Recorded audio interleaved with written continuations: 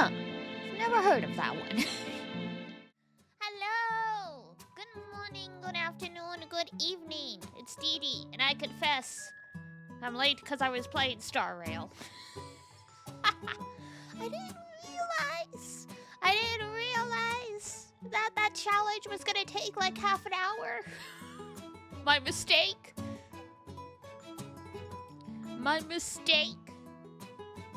The other half of the reason I was late was cats are acting like they haven't been fed in 100 years. I'm like, girl, I put out food. We were all so worried and cried for days. Sorry. But see, now I have, what is it? 32 stars? No, 33 stars in the Star Rail equivalent of Spiral Abyss. I just need to do 3-star stage 12 now. Yee! You too can be an incredibly chronically online gacha game player if you just invest the time and the money. You're about to play some yourself. Good luck! Unfortunately, you can't borrow units for the end game content, but hey, everything else you can. God, I can't remember the last time I've borrowed a unit in Star Rail. There's no need for me to do it anymore. It's like, I have so far everyone I want. All you need is the time and the money and the storage space. Oh, the storage space. That's the other conundrum.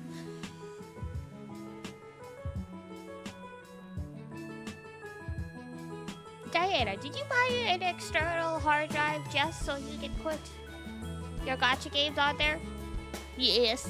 Are you even able to get through all of the dailies of all your gacha games every day? No. Why don't you delete some? Because they make me feel good.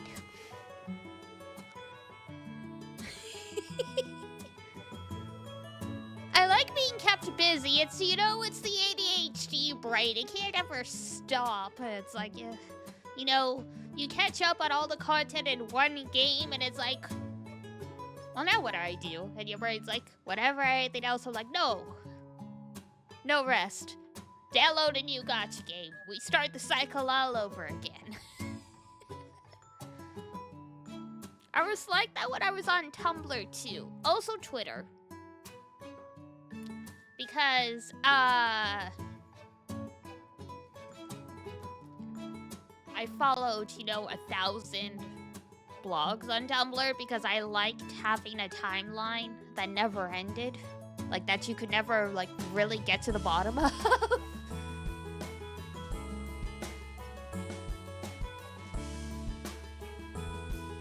Yay, Twitch! Phone holds, oh, yeah, fair enough. Yeah, I definitely was more selective with my gacha games when I was only on the phone. Now PC's got everything. I'm like, I'm set. Now I've started picking up Japanese gacha games for practice.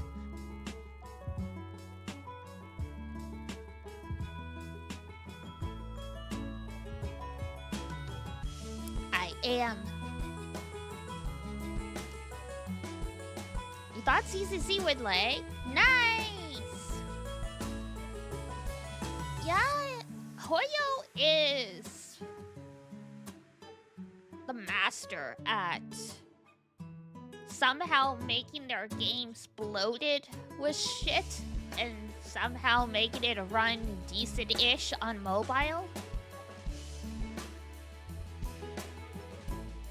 Like, they've got some kind of secrets that only Satoshi Iwata could imagine.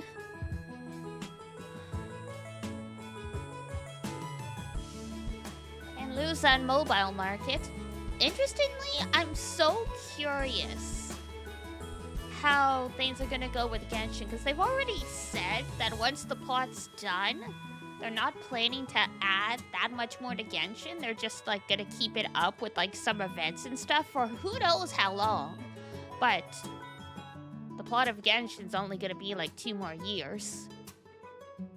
This summer we're gonna get the next chapter, and then after that it's supposed to be the last one. So don't play Genshin. Well, I wouldn't say that, because we don't know what their end game is. They haven't disclosed that on the roadmap yet.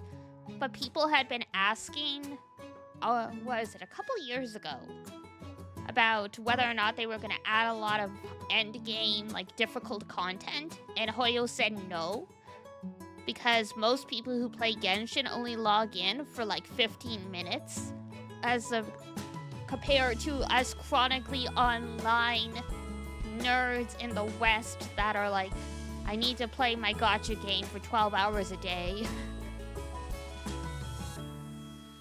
Genshin ending will be a crazy experience. Yeah, I mean, that's the thing, right? Live service games, they can keep going even after the main plot's finished, but it's like, it's not the same.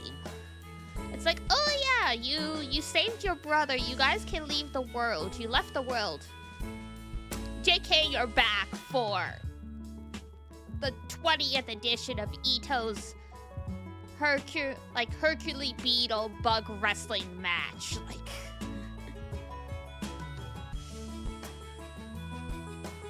you're no nerd, but you also don't play gacha games, so you aren't part of this conversation. Sit down.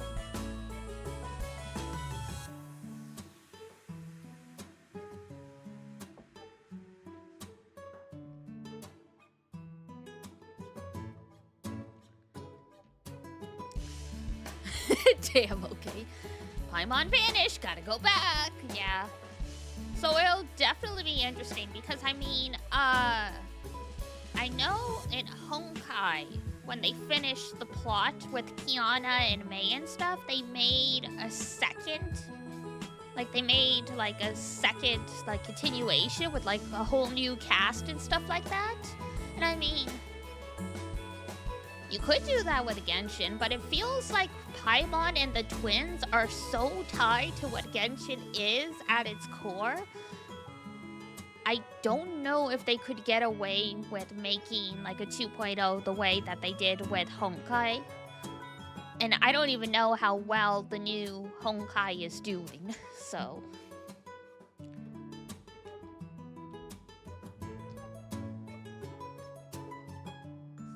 Because, I mean, the plot of Honkai, Third Impact, was save the world.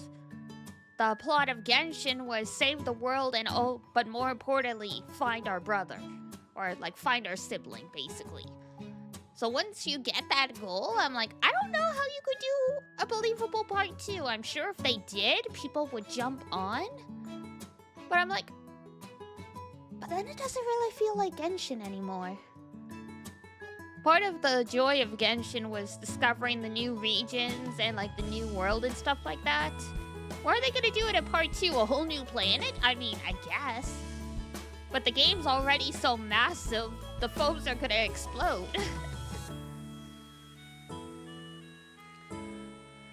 The plot of FGO, yeah. FGO still works because they tied it into the end of part 1. Like, part 1 ends and people are like, hey, yeah, you guys were involved in, like, you know, whatever this timeline shenanigans were, because the world moved forward 2 years, but no one has any memory of this. So some rich dude buys up the organization, and then it turns out they get attacked and stuff like that, so...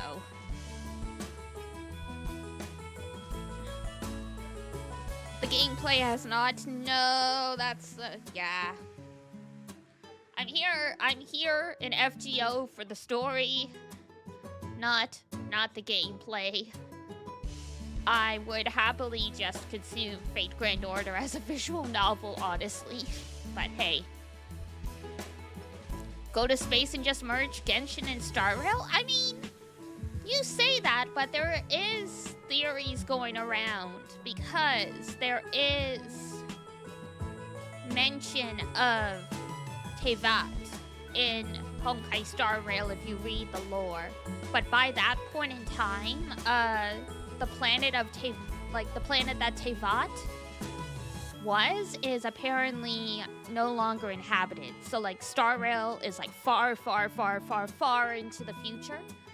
But the whole idea of the Traveler and also the Trailblazers kind of matches with the whole going to different worlds and people hop on and off that train all the time.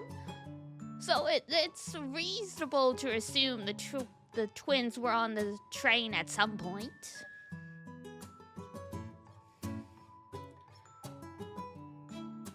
There's a lot of worlds that the train hasn't been to in a long, long time. But yeah, I'm in FTL for the waifus like Gilgamesh. Speaking of Gilgamesh, Star Rail just released a Gilgamesh clone. Oh, what's his name? Midai? I can't remember how it's pronounced, but literally, he just is Gilgamesh.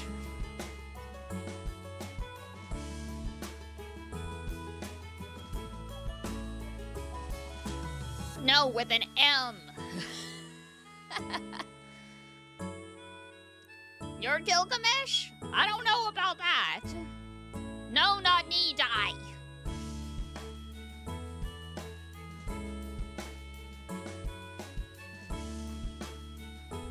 Not damn either. God damn you people.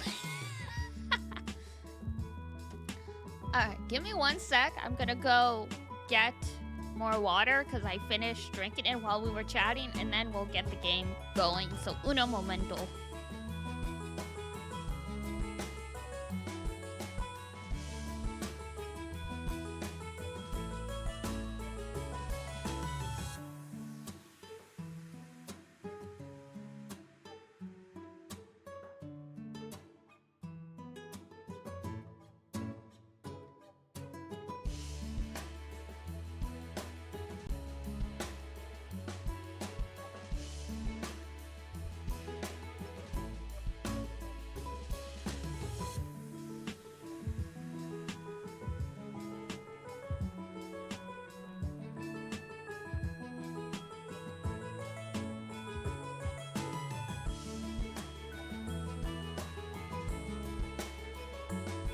Silence, you mongrel. Yeah, you can't be Gilgamesh without calling people Zashu and like mongrel and stuff. Just doesn't work.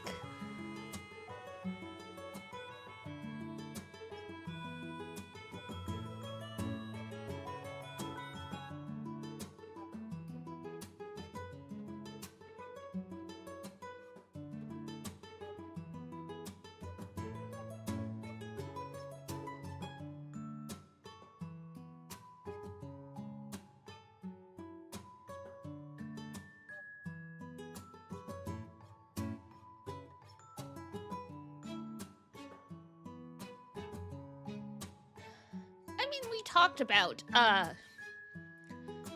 the story of Gilgamesh and like how he's like such an asshole. He's like, oh yeah, I get to sleep with your wife first. Yeah, you guys are getting married, but no, I get to sleep with her first. Then you can have her. That was my day so far. Day was pretty decent. Back to work after like 2 days of being sick. And by sick, I mean less so a cold and more I had a migraine, and then like, you know, day after a migraine, it's like, oh god, don't make me do anything, please, thank you.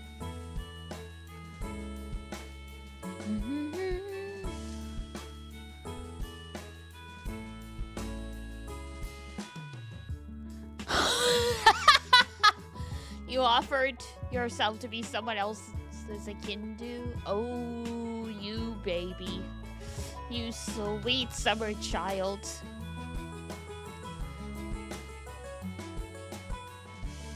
Yumiya in 1 hour? I thought it came out on Friday. Oh well, either way. What is an Enkidu? It's a character in the Epic of Gilgamesh. That's all you need to really know, unless you want to look it up.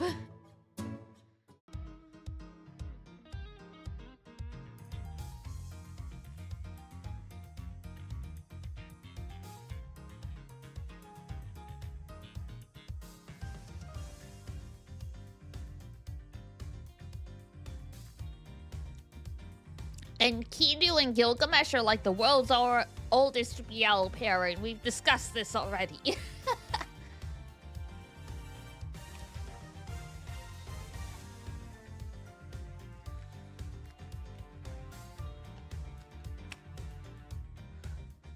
Today I thought I heard my backbone crack. RIP.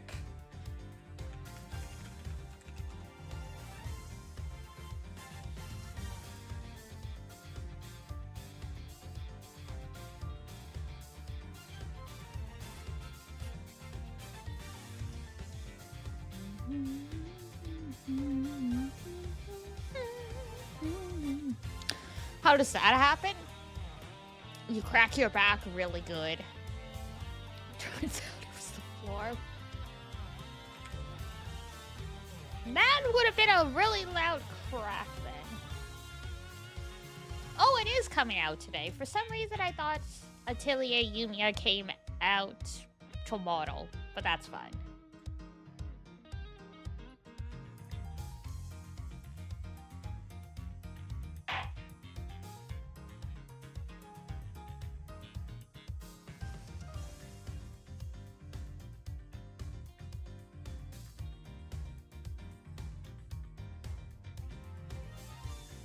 $23?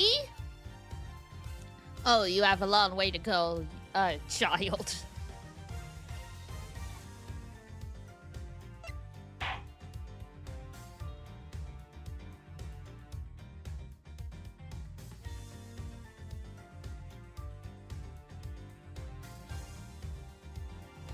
I should have delayed stream by now, or I could have, but we wouldn't have gotten, the same amount of gameplay because I can't technically stream longer on a weeknight than I already do. Unless it's Friday. Then I can. Da, da, da, da, da. 23-year-old or older? Are you fucking kidding me? I saw that, but I didn't look at the age bracket. I legitimately thought they were talking about, like, 50-year-olds.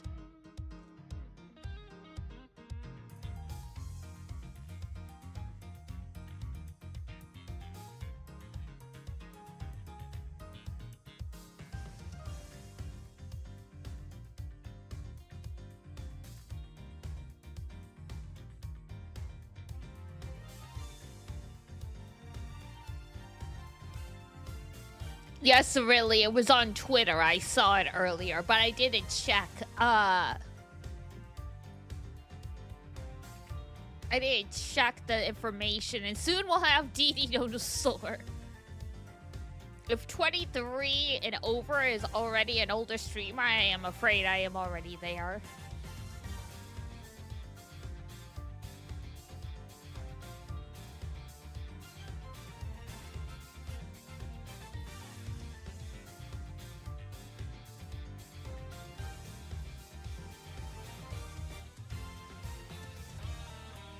Oh god, I'm getting distracted on Twitter. I was trying to find the frickin' Stream Elements post.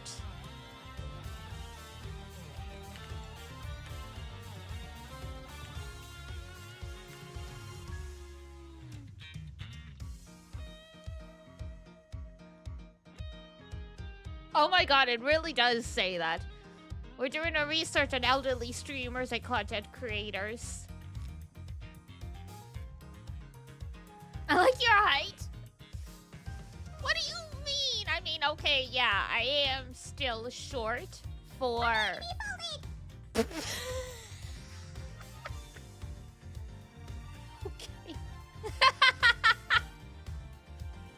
I was just thinking it's been a while since someone used that redeem recently. 7'6" DD.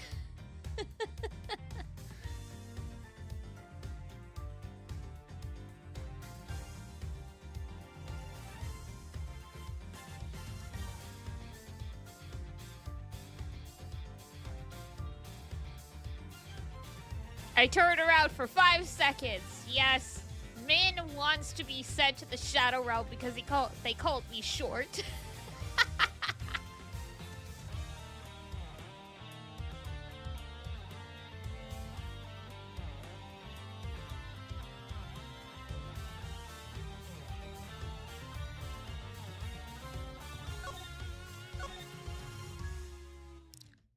Now that you say that, Ranger, it reminds me that every dude I know who's around my height is the most sarcastic and sassy mother effer in the world, and that explains everything about your personality.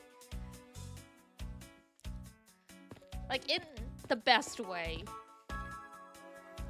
It's like, yes, you lost the height, but instead they gave you the extra dose of personality. What do you mean that's vile? I love sassy mother effers. It's a compliment. It's not meant to be an insult.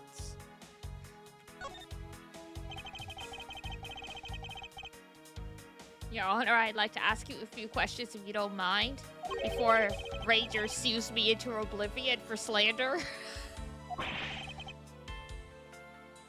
Don't consider yourself sassy, though? Oh, you are sassy. You are so sassy.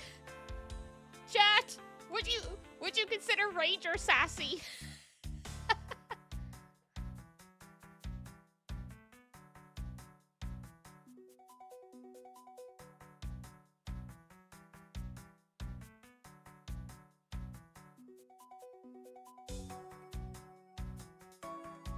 Thank you, son, for having my back.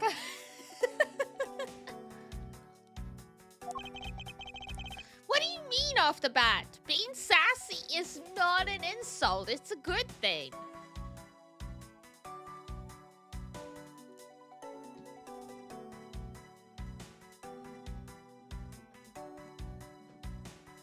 No sass in this community?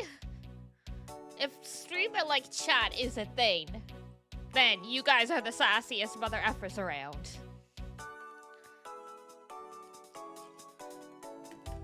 Zon was ready.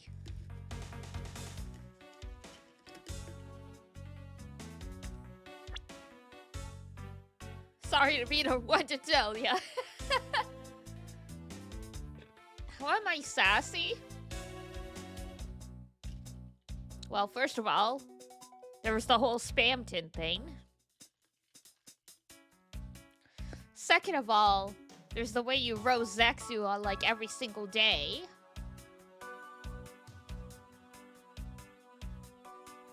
Do you suspect me of something? No, nothing of the sort, Your Honor. Ahem, very well. You may continue with your testimony. It's not testimony. We're the ones asking you questions, Judge. Your Honor, it's your testimony I'm after. Oh! I had no idea you were chasing after me or my testimony. Chasing after you. I'm beginning to sense that I might want to avoid being in a trial run by this judge. Too bad. Every single trial you do is going to be run by this guy. Because in the state of Japanifornia, there was only 2 judges. It's not about deserving or not, it's the way you carry, it's the fact that you carry it out.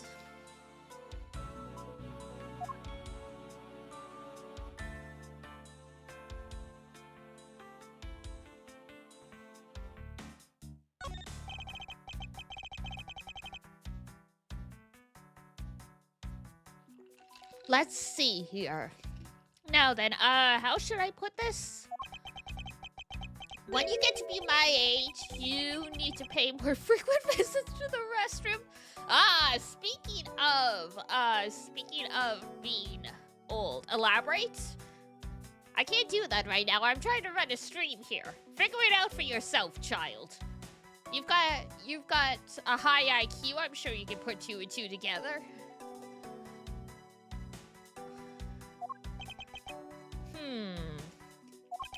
If you go take a look through the window at the end of this hall, you'll see a small window. That is the window to the men's restroom.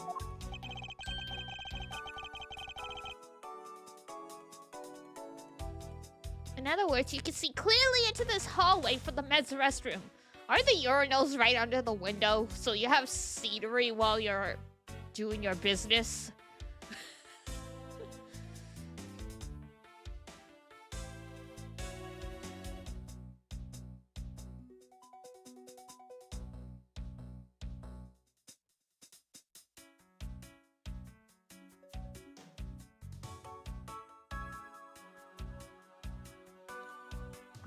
You can watch people use the bathroom with me, or apparently.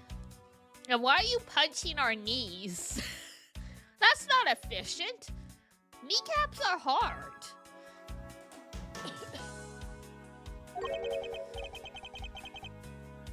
Edgeworth's like, I cannot believe this.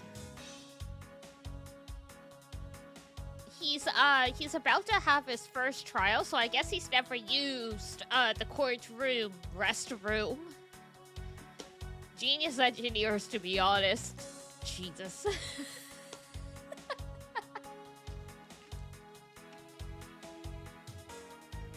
They're like, it's fine. We just have to make sure that the window is at chest height, so no one will see anything, but people can still look out the window because, you know, they need engagement in their enclosure. When I was going to the restroom that Detective Gumshoe is in, so while I was peeing, I looked outside the window. Not if I hit behind the kneecaps. That's not hitting the kneecaps, though. That's the back of the knee. That's not technically... Well, I guess it is technically the knee. But at that point, you might as well just kick it.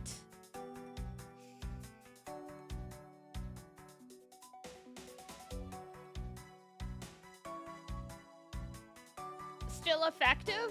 Ranger, I don't know how to tell you this, but never get into a bar fight. It's not gonna go well for you if that's your strategy.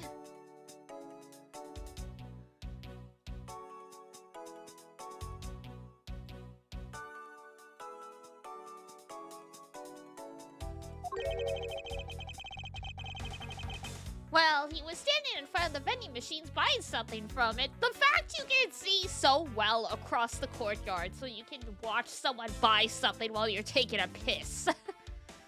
I've never been in a bar to begin with. Oh. That I could see.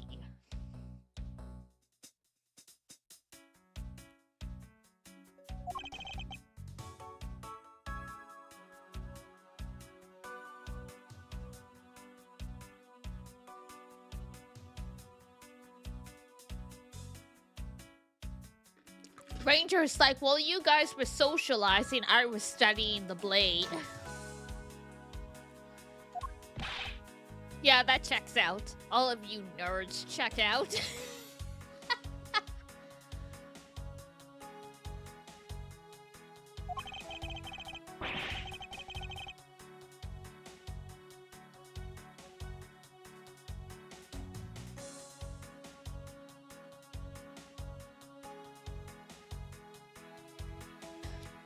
I say it with love. Screw you, what? Obviously, you don't need to drink. And I know Gen Z is more alcohol adverse than the older generations, especially the millennials. But even I, as the mega anime nerd I was, went to the bars every Friday night when I was in university. Social capabilities? You don't go to the bar to socialize.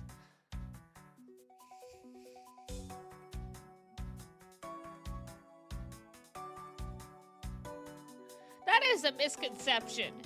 There is so much alcohol being consumed there, no one's socializing at all.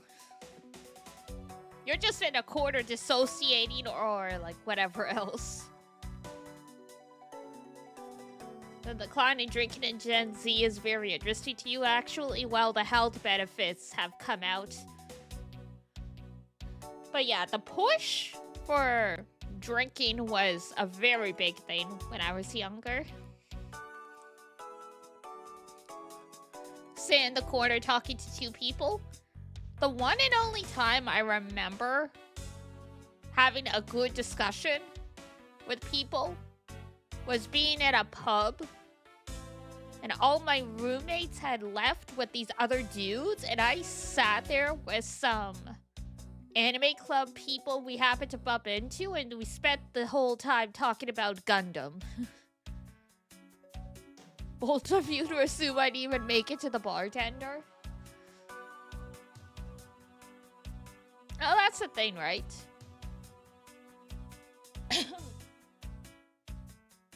Excuse me.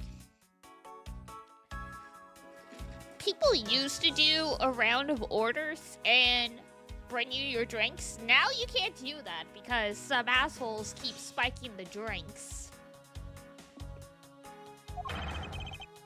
There was not a soul in the hallway because, God forbid, Gumshoe, like, bent down to pick up something off the ground and so you couldn't see him. No, he's gone. He left his post.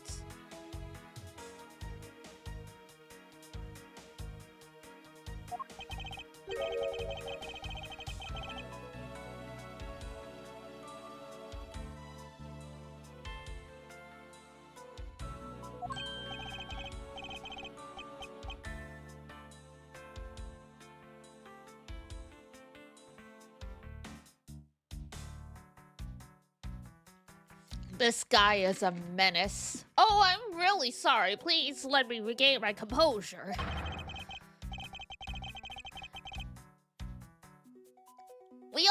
Everyone uses Shakespearean words. Shakespeare's the one who came up with the word for eyeball.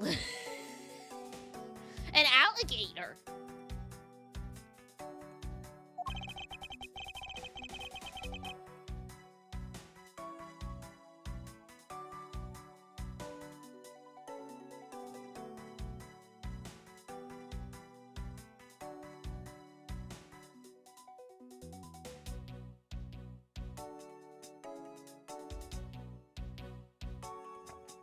Alligator, yes.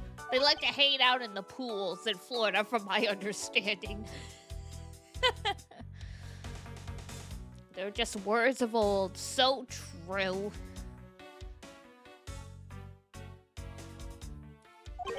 Apparently, this judge doesn't understand the concept of staying calm. Thou and I doth.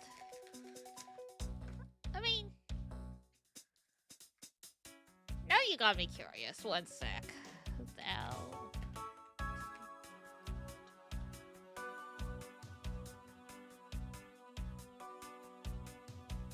From late Middle English.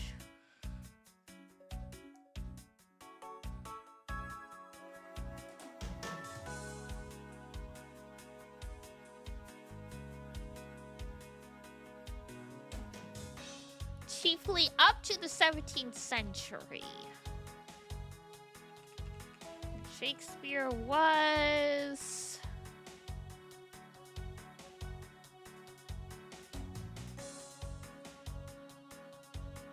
Okay, yeah, well, Shakespeare died at the turn of the 17th century, but... people actually get pissed off by that? Really?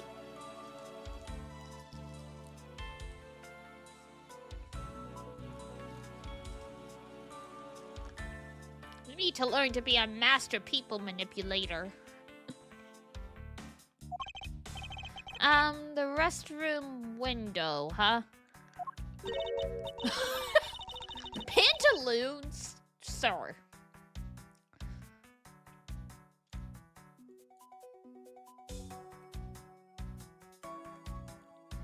I don't even think that's what they call the pockets.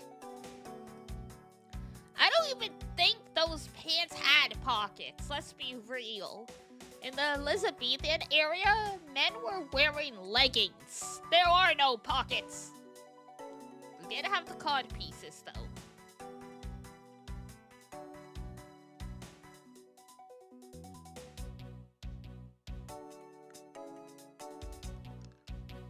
We're serious, true. Yeah, I'm just saying technically. I wonder if you can really see the men's bathroom window from here. Well, why don't you look out the window? See what you see. You can. I'm looking at it right now. I demand that you show me this view at once. Francisca's too short. I suspect that her height is what's limiting her ability to see. Do you really want to see into the men's washroom, though, Francisca? Is that really what you want? I would not recommend it. It's not a pretty sight from my understanding.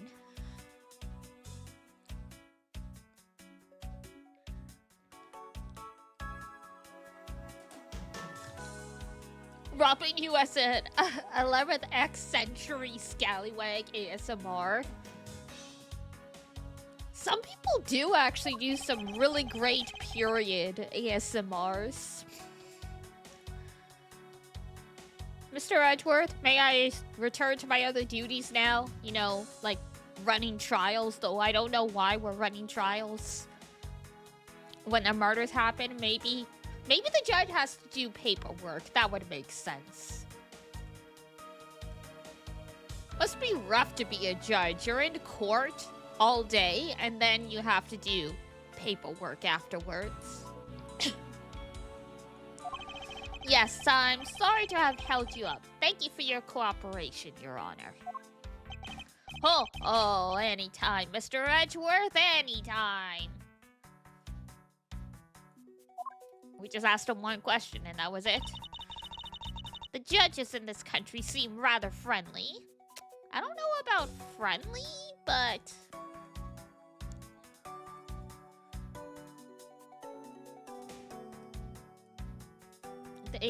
They've certainly got some, screws loose. Yes, if not a little, wishy-washy. People plotting on you because you put their friend in prison. Yeah. However, I hear that they are known to hand down very fair verdicts. Meanwhile, the judge is like, oh, well, you seem kind of suspicious. Guilty. Like, well, you haven't even heard any of the evidence yet, but, guilty.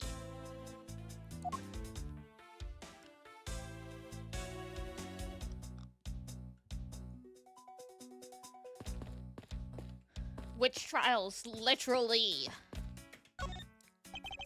I already checked this area earlier, but it never hurts to take another look. Stay neutral as the Swiss do until the end with these. Well, I assume it means the end of the trial. I suppose that means that one should eat these during a recess? You can't eat during a trial, so I suppose the only time you can eat them is now, huh? I wouldn't mind if you wanted to eat one now. They come in packs of two, after all. We're in the middle of an investigation. Besides, I don't have $6 on me. If you want, we can pool our money and buy a pack together. If I have to split it with you, then I don't want it. Wow, spoken like a real little sister.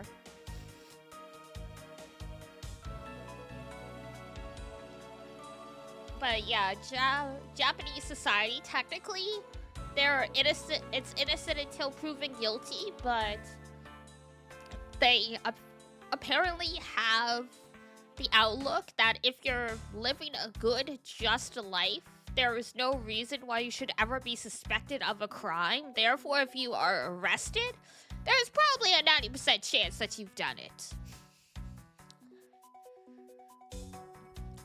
Which is why, in the Ace Attorney games, the conviction rate was so crazy high. Because it's based on the real Japanese legal system to some degree.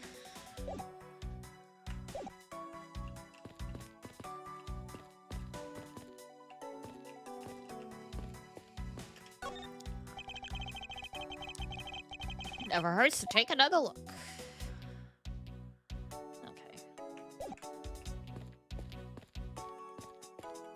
What are you looking for under here, buddy? Young Judges for Justice. He's making a most ridiculous looking face. That may be, but at least he doesn't look like someone who would tell a lie on purpose. I suppose, but to avoid karma, evidence the only thing that carries any weight.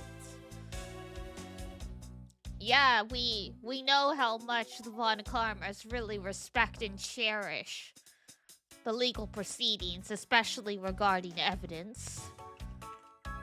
A Von Karma would never, ever, ever, ever, ever forge evidence. Absolutely not. Don't even suggest it.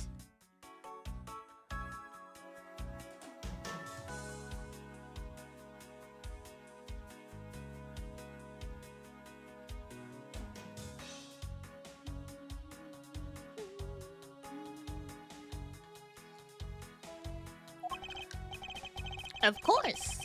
At any rate, this poster seems to be of no use to us right now.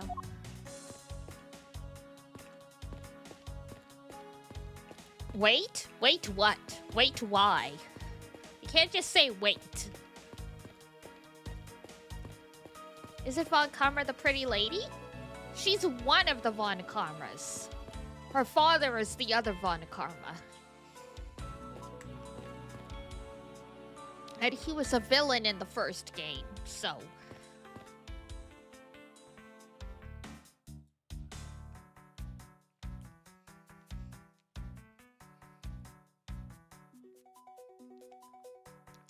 Yep. So yeah. That's why I was like, oh yeah, you know, you would... They would never, ever, ever forge evidence and stuff. Absolutely not.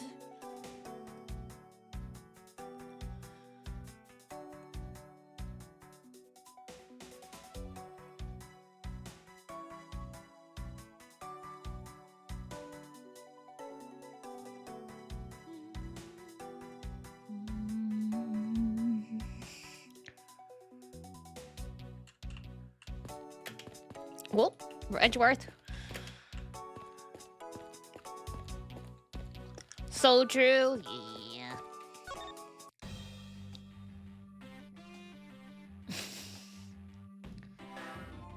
Oh, Detective Bad.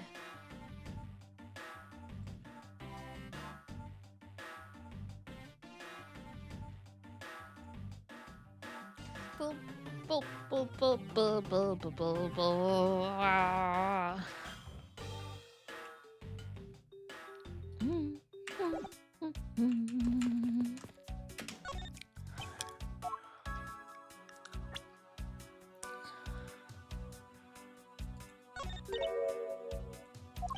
The black spiders? They're ants. Ow!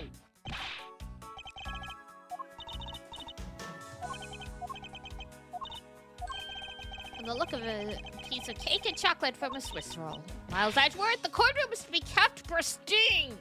It's not our fault. Ow! It wasn't me who dropped the food. The courthouse must be kept clean. Ow, ow. At this point, just grab the riding crop. So the one who sullied the bench turns out to be Detective Gumshoe. You know, thanks to the fingerprints he left. What a slob dirtying the bench like this. That squat face is going to receive a good whipping from me. As if he isn't being punished enough by everything that's going on, Francisca. Rest in peace.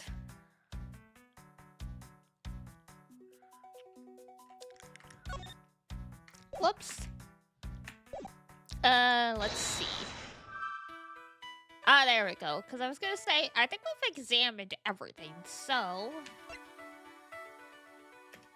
And the cactus.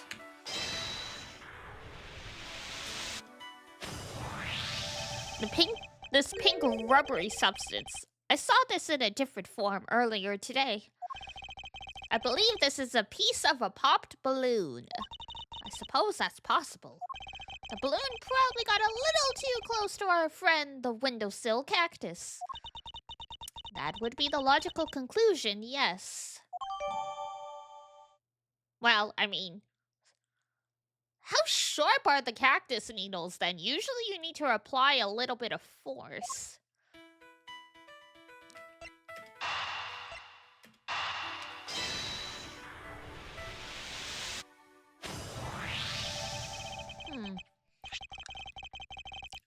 these bits of chocolate and cake, could they not have come from a Swiss roll? A Swiss roll? Why would a courthouse sell a thing like that? Well, they gotta make money.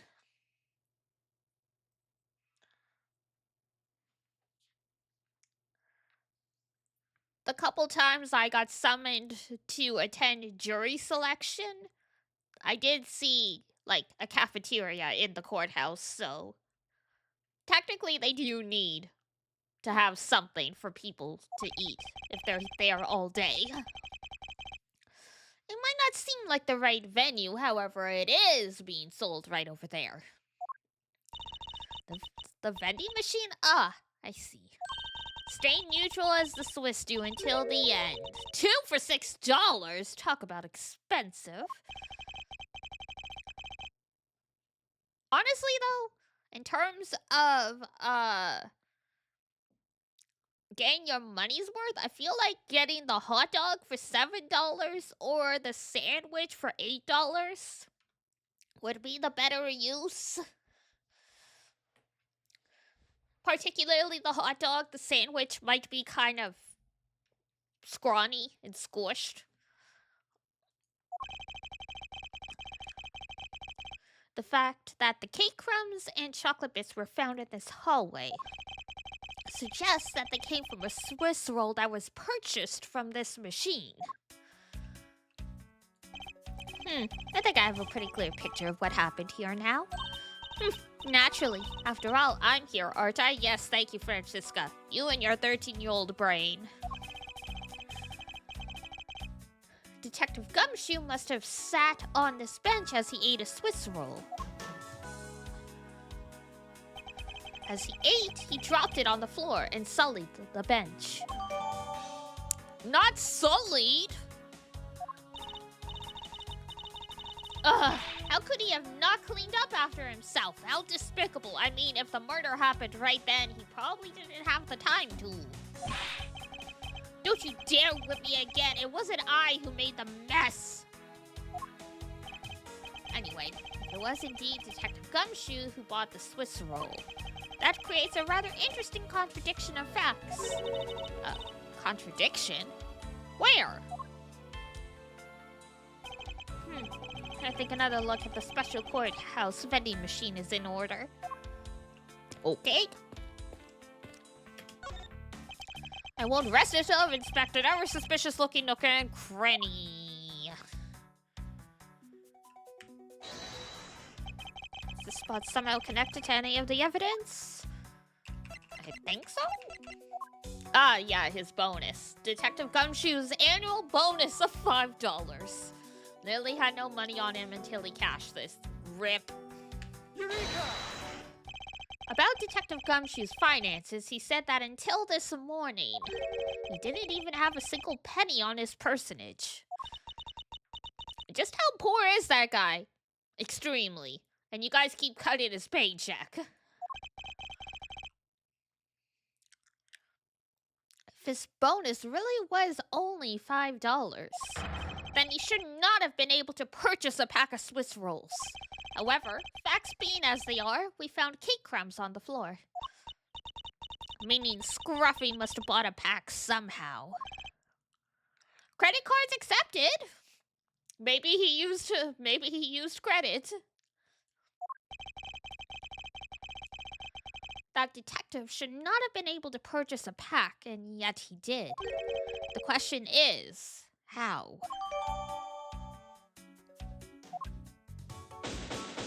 Investigation complete! I believe I have a very firm grasp of what happened here. Ah, well, I do too! Alright, Francisca, would you care to share what conclusions you've come to? Why should I do that? We're still in the middle of a competition, you know. We should be checking to see if your conclusions are wrong first, so you go ahead. It's almost cute that she's going this far to ensure that she wins. Almost. Very well. But first we need to pay His Honor a visit to correct his testimony.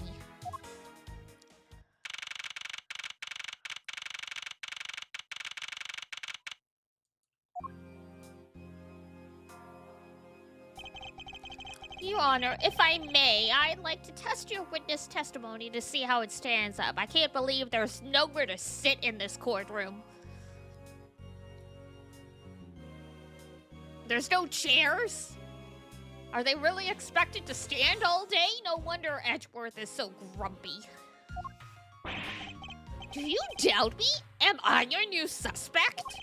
In a sense, I suppose you could say that.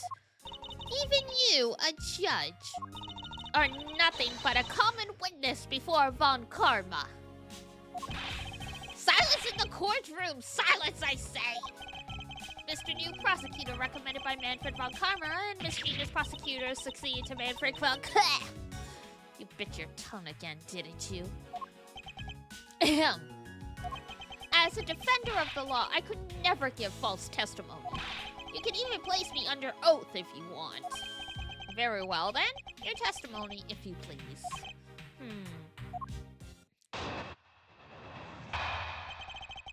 What I saw at recess.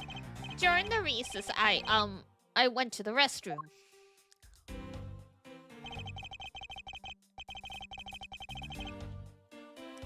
There was a window on the hallway side. In other words, I could see into the hallway. This is a very convoluted courthouse.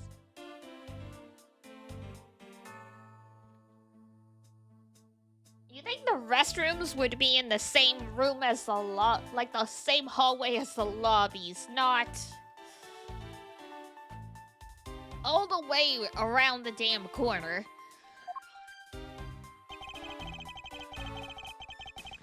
As I entered, I saw that detective buying something for the vending machines. But when I was about to exit the restroom, he had completely disappeared. God forbid he sat on the bench. A detective that goes missing while on duty? That sounds mighty suspicious to me.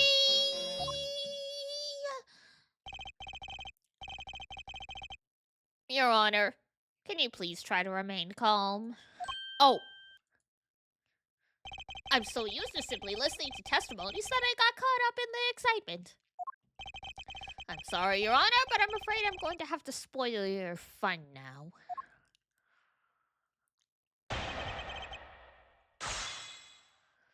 Alright, now how do we prove that he sat down? That's the question here.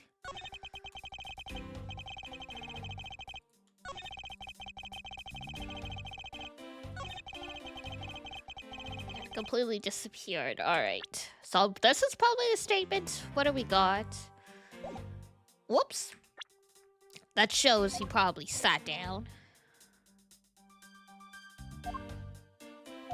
I guess. The fingerprints? What was that finger wag for, Mr. Edgeworth? And don't you know it's rude to shout objection while someone is giving testimony? Suddenly, the entire franchise has been thrown into a new light. Ha! If you truly are a man of the law, then you must always be vigilant. Constant vigilance! For example, I never let an opportunity to shout objection pass me by. Okay, okay, Phoenix. You two are peas in the pod. Miles Edgeworth, it's one thing to be passionate about your job, but this is real life. This is what some people may say is the pot calling the kettle black. Roasted. Your Honor, I wonder if you might look at this for me? What is this felt? Damn.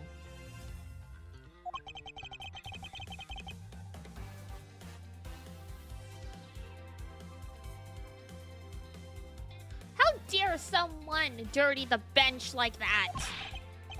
Who is the culprit? The party is hereby found guilty of uncleanliness. Also, ad break in 30 seconds. If you must know the uncouth bench sunlier. Now there's a sentence.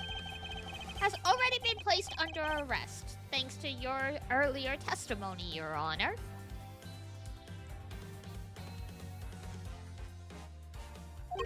Oh! Well, that's good. But who was it? We were able to discover something from the smudge on the workbench, namely Detective Gumshoe's fingerprints. Not happy with committing just murder, he had to go and dirty the courthouse too? Guilty!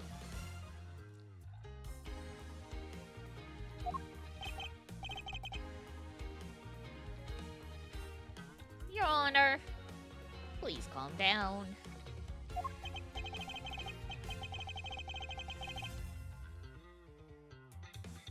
While it's true that the detective is the one who made a mess of the bench, we have not yet established that this action is related to the double murder. Yeah, he just, he sat down on the bench to collect himself after killing some bodies.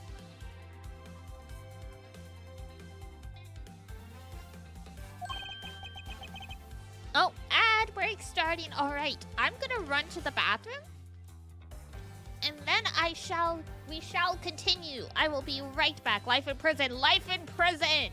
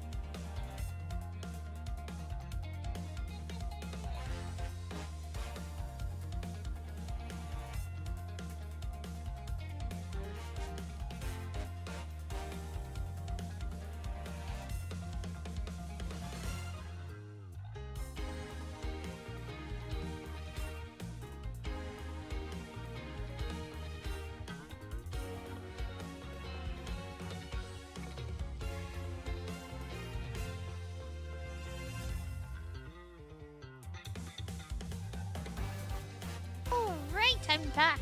Just in time. Dun, dun, dun, dun, dun, dun, dun. What do you mean? I can't put a man in jail for dropping a snack? I believe that the detective bought a pack of Swiss rolls from the vending machine. And then promptly sat down on the bench to eat one. Okay. The cake crumbs and pieces of chocolate on the floor under the bench. And Detective Gumshoe's fingerprints prove my conclusions to be true. Oh, but I still don't understand. You seem to have that issue a lot, Judge. I'm just saying.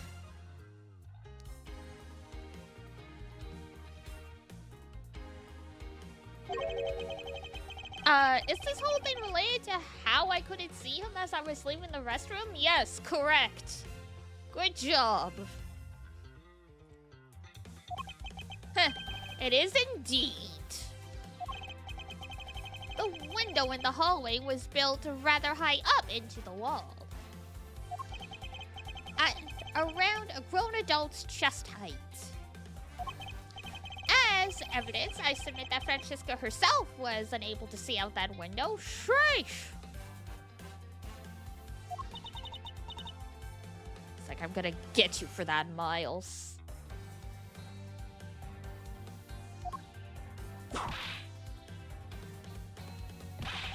Oh! Yeah, you deserve that, buddy. Calling a lady short? Tisk, tisk, tisk. I knew I should have used Her Highness evidence. Big bonk. But basically, what this means is that the area directly under the hallway window is a blind spot where when the hallway is being viewed from the men's restroom. Then... Huh. It seems that you've made the connection. Congratulations. You're keeping up, Judge.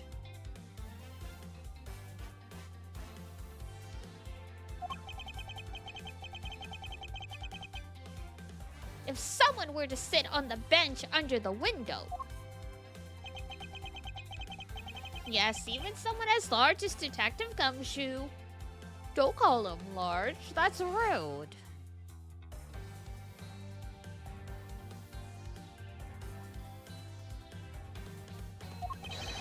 Would effectively disappear from sight, whipped to the shadow realm. What?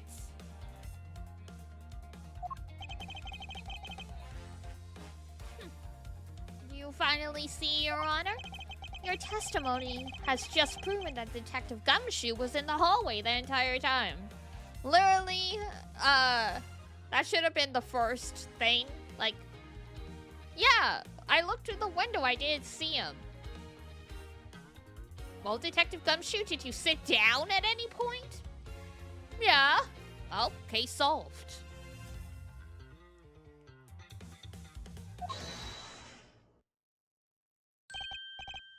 Ah, sorry. Sorry for what? I didn't mean it. I didn't mean to say it with that much enthusiasm. I see. What a menace you are, sir. All I wanted to do was try saying it once. Here, let me try again. Hold it!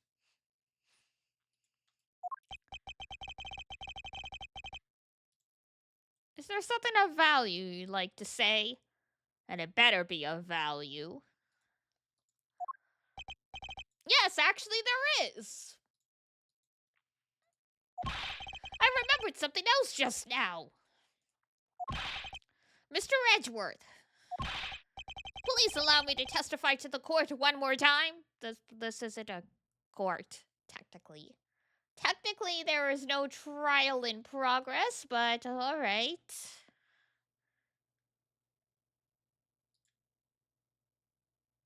Like, if that's how you feel, sir.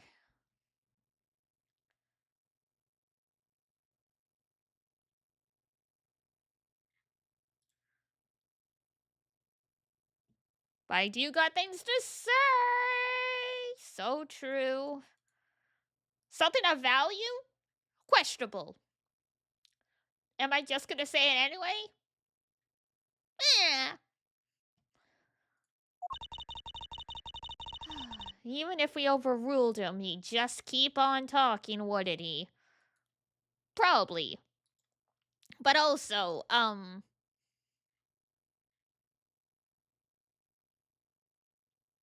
the judge is the judge. And this isn't a court, so technically it don't really matter.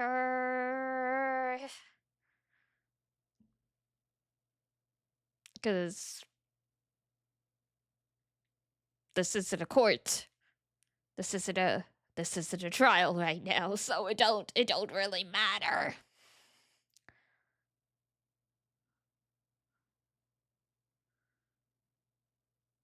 Don't really matter to me. Ba ba ba ba ba ba ba ba ba ba.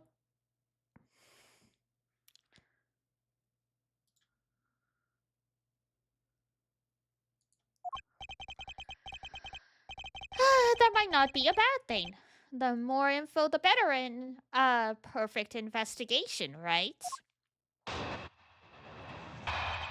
I suppose so. But I saw part 2. I suppose it's possible you can't see a seated person from the restroom window. However, that doesn't mean that the detective was sitting there when I looked. I mean, technically not, but why are you being fixated on this? Anyway, I forgot to testify earlier about probably the most important detail. As I was leaving the restroom, I heard the loud bang of a gunshot. It was the balloon.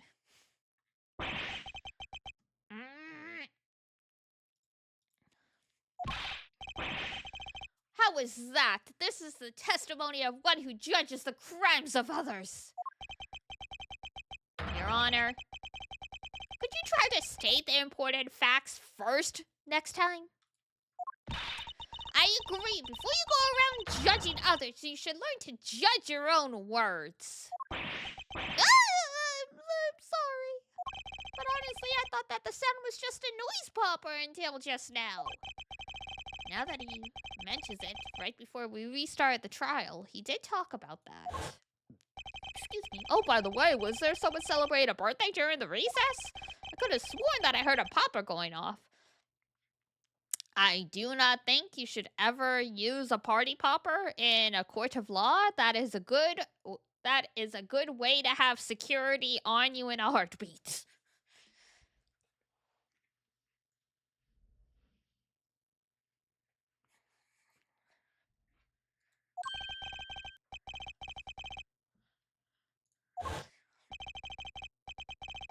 The most critical point in this argument is when did the judge look into the hallway? And whether that lines up with when the gun was actually fired. Your Honor, if I may, I'd like to clarify a few details from your testimony.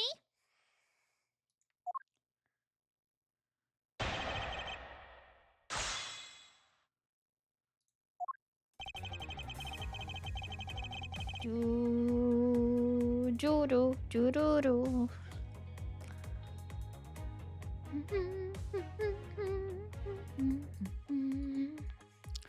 right.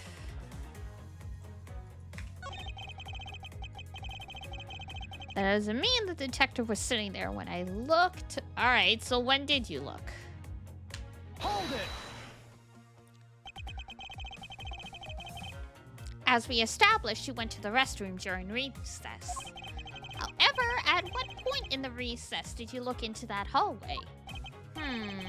After I called for a recess, I handled the change of prosecutor paperwork. Maybe about 20 minutes until we reconvened? Yes, that sounds about right.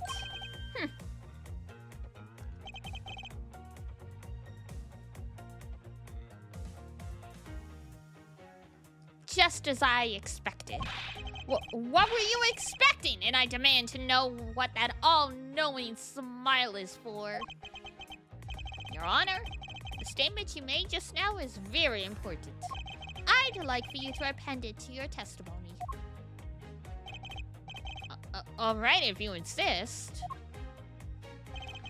Alright, I looked in at about 20 minutes. So we got a new piece of testimony, so that usually means it's something important.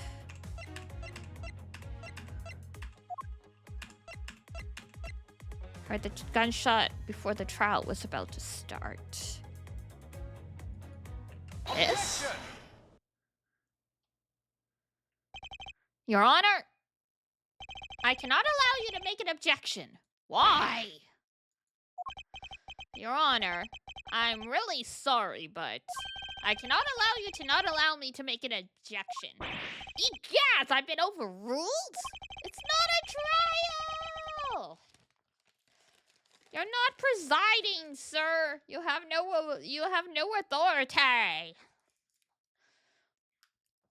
Your Honor, there are simply too many holes in your testimony for my taste.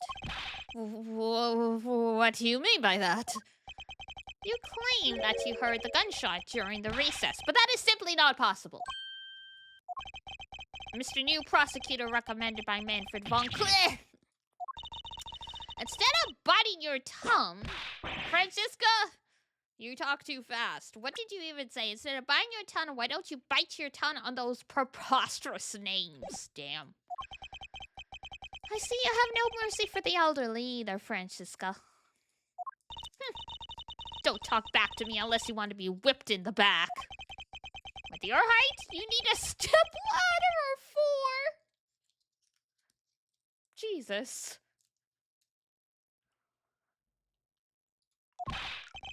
I don't think she's that much shorter than you, Edgeworth. Ahem, Mr. Edgeworth. My ears are not that far gone yet. I'll have you know I can still hear just fine. And I heard the sound of a gunshot loud and clear with my own 2 ears. Your Honor, I have here an interesting bit of testimony. It's from Detective Bad. And, according to him, he heard the gunshot right before the trial was about to start again. What did you say? Your Honor, you just said that you heard the gunshot about 20 minutes before we were to reconvene. How do you explain that glaring contradiction? That can't be! Unfortunately, that is the truth. But I heard it as clear as day. Bang! The loud sound of a gunshot.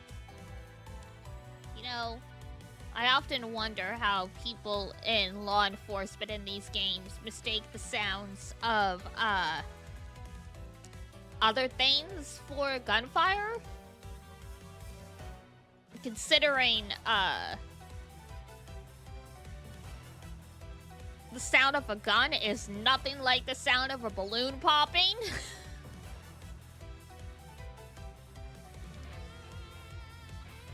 Like, I've never even heard one in real life, and even I know that.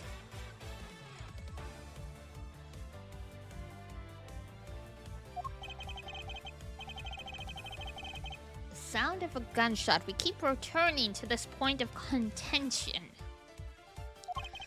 And that piece of evidence, I always did wonder why I found it where I did. However, now I understand what the gunshot the judge heard really was.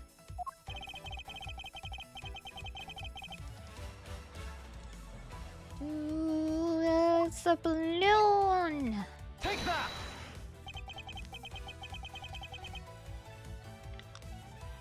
I found this object in the hallway earlier.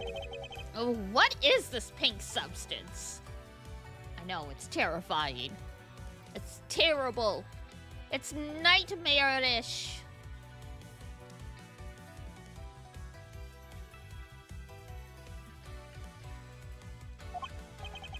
It may not look it, but this is actually a piece of a balloon.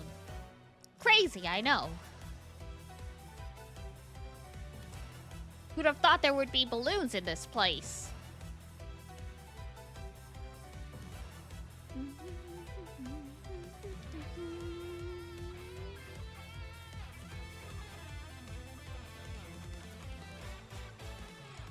Dun dun dun dun dun dun dun dun dun dun dun dun dun dun dun dun. I see. And I suppose you would like me to accept that pink balloon as into the court record? I mean, we don't really need the court record. It's we ain't on trial here.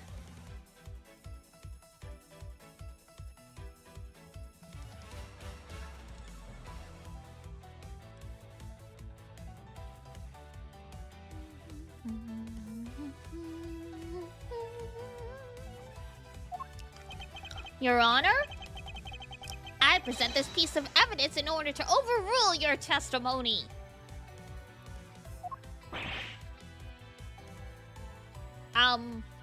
This is awkward. What? Your Honor, your argument goes as follows. You saw no one in the hallway when you heard the gunshot. Now, there is no guarantee that the detective was sitting on the bench at that time.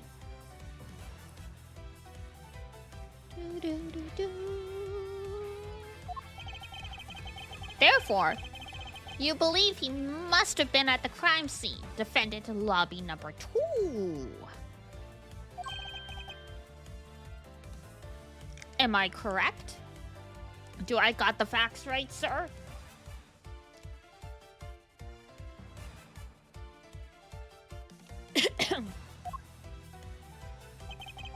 Yes, that's exactly right.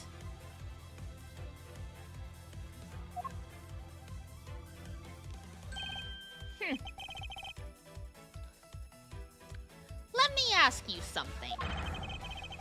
Do you think the gunshot you heard was produced by a real gun? It wasn't? I think I've said enough that even you can figure out the rest on your own. Your Honor, you were fooled by the popping of this balloon into thinking it was a gunshot. What manner of trickery is this? That was a good effort you put forth, Miles Edgeworth. But if it were me, I'd have wrapped things up before the judge even testified, of course. Can her elaborate on how one ends something before it even begins? She's got psychic powers. Well, to be honest, I did think the sound was a bit off from a real gunshot sound. But who could have guessed that someone would pop a balloon in a place like this? That's true. One doesn't usually think balloons in conjunction with courthouse. I want to trade these coins with you. That's it! The balloon that girl was holding, it explains everything. Your Honor, if it makes you feel any better, you did lie once in your testimony. However, I can't really vouch for its accuracy. Who knew that giving testimony could be such a difficult thing to do? What have I done? I owe Detective Gumshoe a very, very big apology. I will see to it myself that he is released. Wait. There are still a few things I have yet to resolve about what happened in the hallway. Your Honor, I I request your permission to further question Detective Gumshoe. But why? I thought we just cleared his name. Whether we did just now or not, I still cannot stay. Crazy.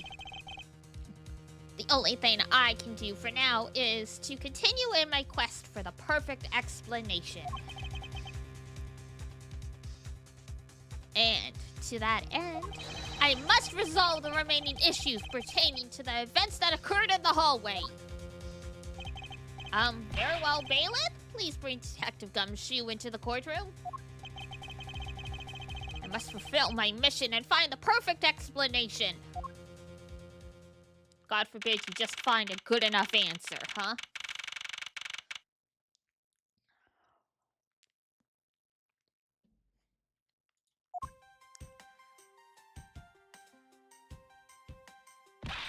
What is it now? Is it time for my trial already?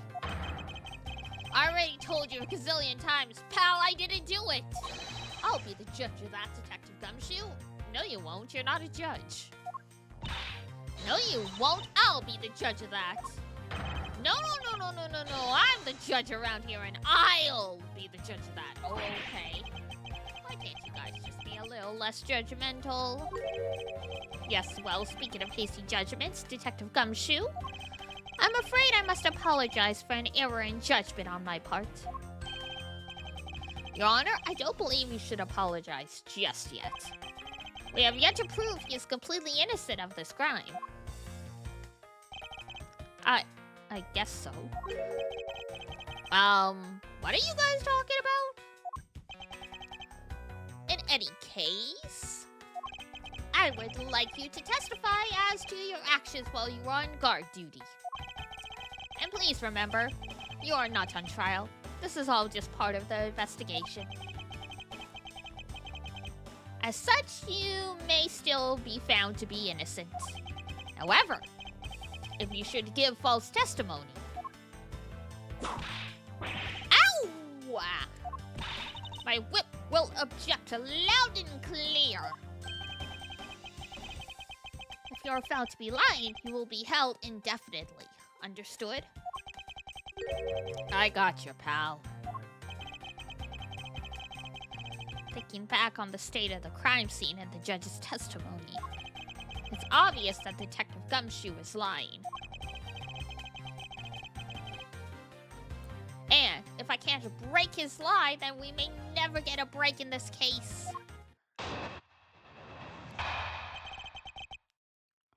Alright, while I was on duty, I came down here to this courthouse on Detective Bad's orders. As soon as I got here, he ordered me to stand guard in front of lobby number 2. From that time on, until I heard the gunshot, I was in the hallway the whole time. On my honor as a detective, I swear it wasn't me, pal.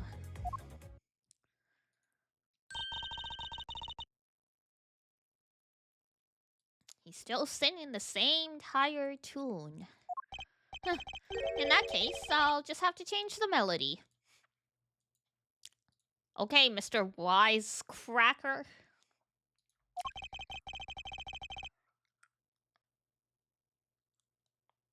I know he's lying, and it's time I pull the information I need out of him.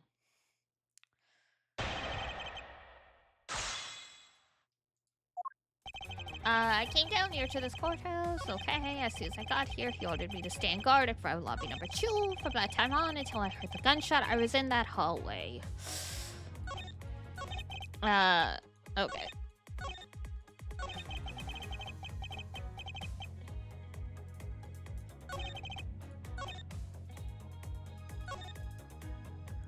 Okay, probably nothing to that one. Probably nothing to that one. Probably this one. Hold it! You claim to have been in that hallway the whole time. However, is it not a fact that you did something while you were in that hallway? Of course I did something. I guarded the door! Very well then, and what exactly does guarding that door entail? Well, to put it simply, Oh, I know. It was my job to stand in front of the door without moving an inch. Oh? Detective Gumshoe, you mean to tell me that you didn't take a single step away from the door? Is that really what you wish to testify to the effect of? You got it, pal! I didn't take a single step away from that door, just like I was ordered not to.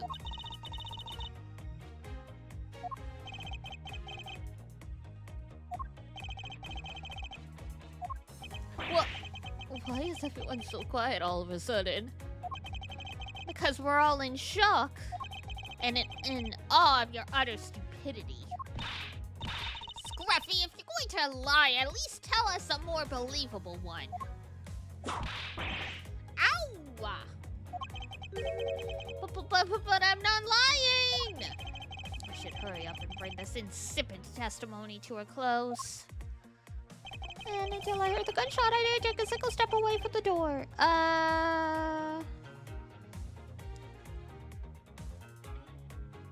Alright, so obviously he did. So how do we... Objection! Handprint? There we go.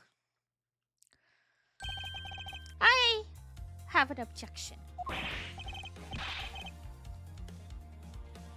What is it, pal? Detective Gumshoe, I wonder if you might recognize this from somewhere? Hey, it's one of those things, the courthouse special Swiss rolls, right, pal? Precisely. In this case, I suppose that you also recall the solid hallway bench? Hey, you know what? I think it was probably me that did that. Detective Gumshoe? You know you can't go around dirtying up the courthouse like this. You inconsiderate, slovenly pig. Ow!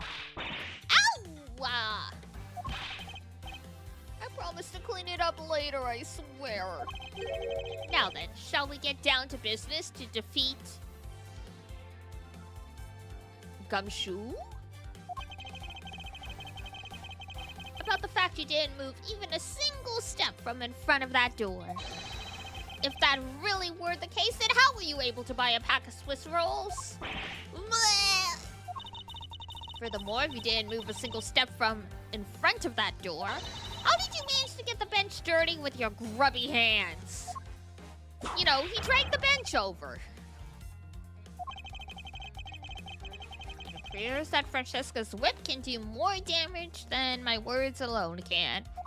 I mean, that's pretty normal.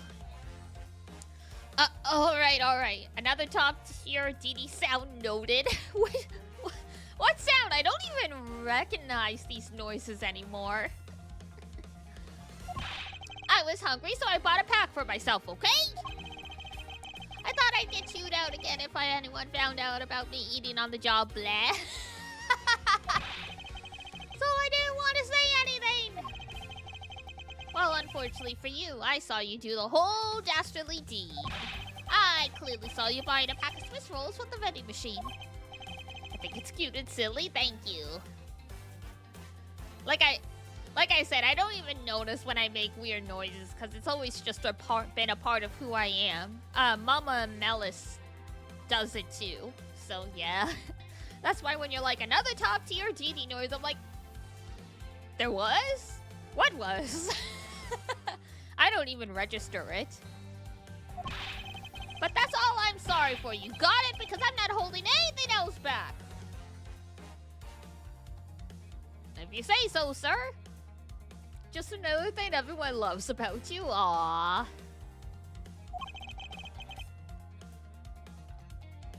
That last statement.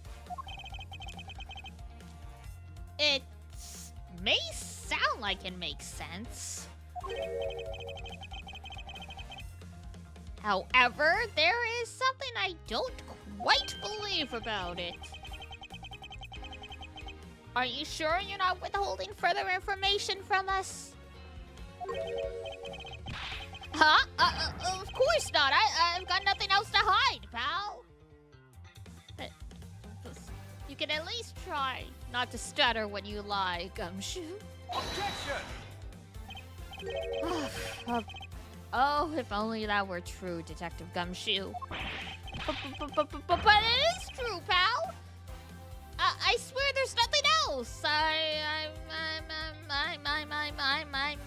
I'm totally legit. Yeah, yep. Detective Gumshoe, I'm sure you are aware of the price of a pack of Swiss rolls, correct? Huh? Remind me again, pal. The vending machine out in the hallway is selling packs of 2 Swiss rolls for $6 a pack. Trying to imagine Gumshoe? Yeah, his name's literally like Mr. Detective, basically. That's the pun. Most people's names in this game are puns, after all.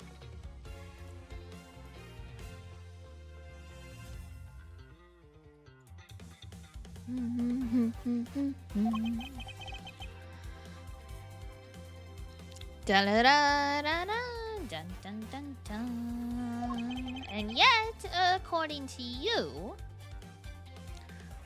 you just got it correct.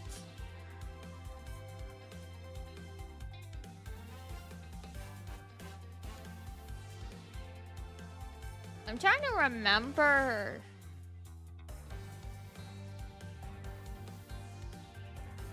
what some of the other puns are in other languages, but yeah, like the whole reason he's Edgeworth is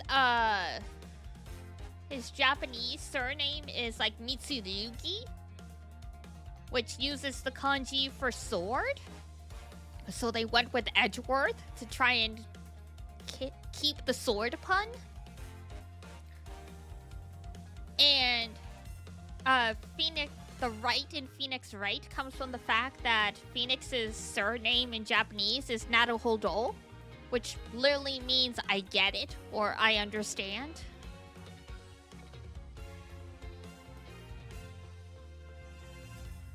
They didn't know how the word edge would be used.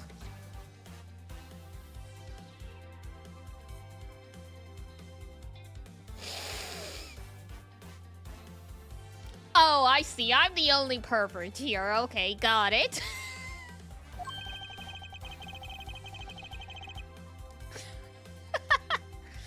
Good night? That's my line. I'm just gonna excuse myself. Bye. Bye. Bye. Good night. So long. Farewell. Oh.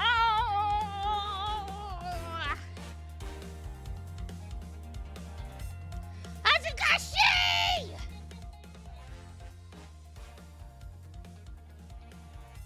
Embarrassing. If you guys don't get the Hazukashi joke, look up Rosemi Lovelock.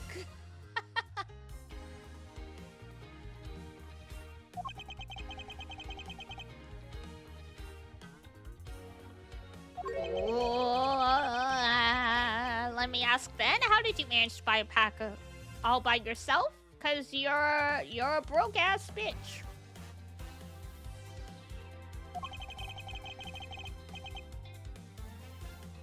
Can you provide me with a proper explanation to that? I told you, I bought it by myself, Val. Yeah, I guess I found some change on the ground.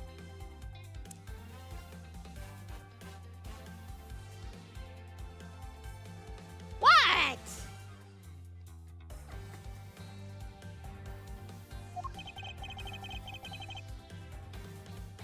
Kick a man while he's down? Well, look, he was like, I totally bought. Yeah, but see, here's the thing. I'm not trying to make fun of him with this. Because he said he only had $5 to his name. So that's the whole point Edgeworth is making. It's like, how did you How were you able to buy a pack yourself if they're $6 and you only had $5 on you? That's why I'm saying he just found $1 on the ground by the vending machine. It's not that weird. People drop change all the time. So there's no one who could have helped me to buy it.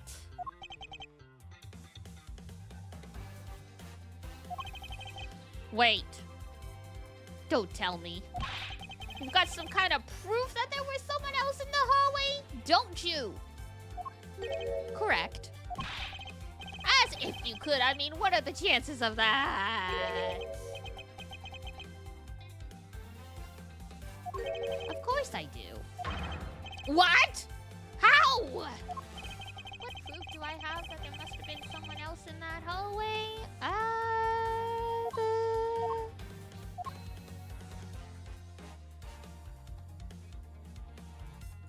Is it the balloon?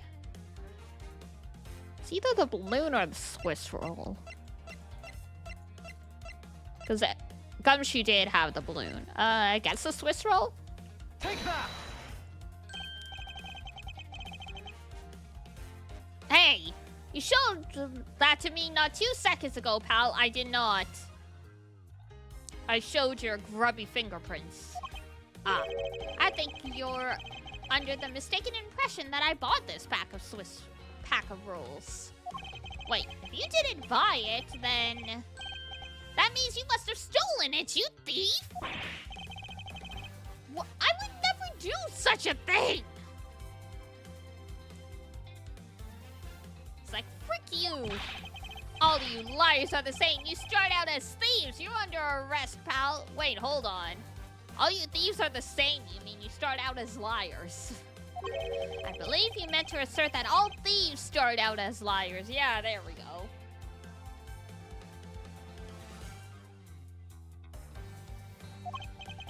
And in that case, what does that say about you, detective? Roasted. We got him.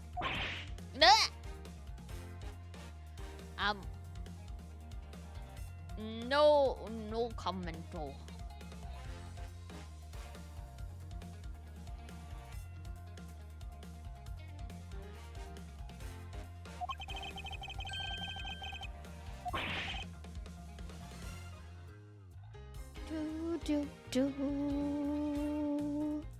Well, that clip just made my day. You're welcome. Thank you for clipping. There were 2 rolls in this package. You ate one of them. But you then gave the other one to a certain other person, didn't you?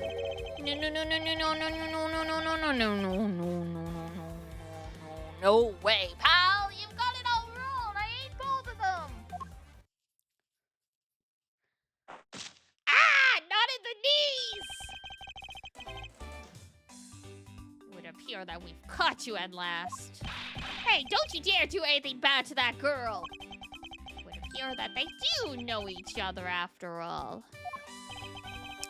So why did you come up to me and kick me? Have I wronged you somehow? I have a name and it's K! K what? K Faraday! Faraday? Are you perhaps Mr. Faraday's daughter? It's not a you, I'm K!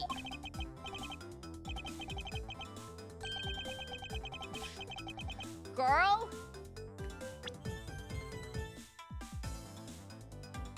I'm not a you, I'm K. You are... Girl. In this sentence, it's... She's just being contradictory for the sake of it. You, K, you know, good little girls don't kick other people. Especially not hard enough to leave big, nasty bruises like the way you do. Well, then you shouldn't have put Gummy under arrest, Mr. Gummy? I guess it's that she's talking about Detective Gumshoe. What a cute nickname you've given him. Gummy didn't do anything wrong! Okay. It appears that I will need to speak with her in a bit more detail. Rawr! Good luck, bro. Now then, Kay. She's like a stray cat. I wonder if I should feed her something. Here. Take that! Okay, I promise to give you this if you calm down. Why did I think a boss fight was about to start? It does have a little bit of that energy.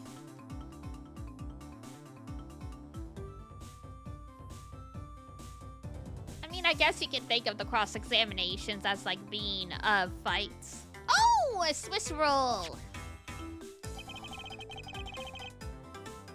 Really belongs to you though, doesn't it?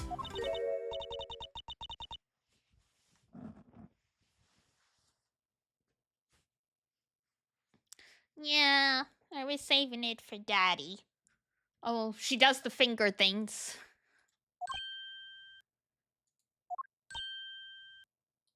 They're all like, oh, this is awkward. Oh.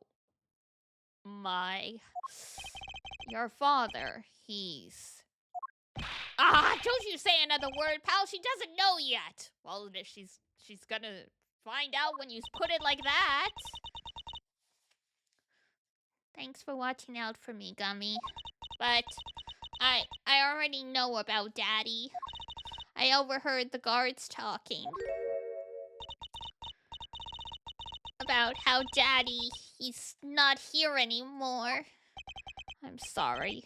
I'm sorry I couldn't protect him. Okay. I'm not gonna cry. I'm not gonna...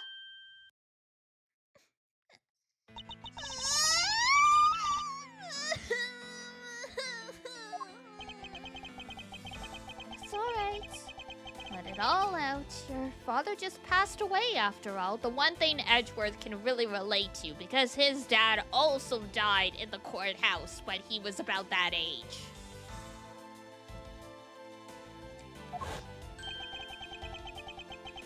Yeah, there we go. I myself was also involved in a case at this courthouse when I was a young child. A case in which my father, who was a defense attorney, passed away. All of my dreams of becoming a lawyer were crushed into fine ash on that nightmarish day. Even now, the wound festers deep in the depths of my soul. Ever since that incident, I've dedicated myself to locking away every criminal I can. And now, to have this happen right in front of me. This child. I feel a certain shared fate. A common bond between us. Miles Edgeworth, what sort of gentleman are you? Are you going to just stand there and watch a lady cry? Ah, you're right. Sorry about that. Okay, here, how about we use this handkerchief and dry your little eyes?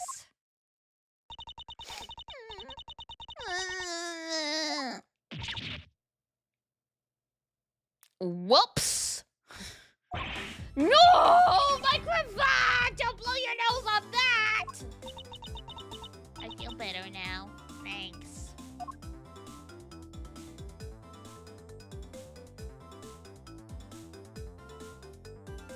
Now he just has to walk around with a snot-covered tie. Okay.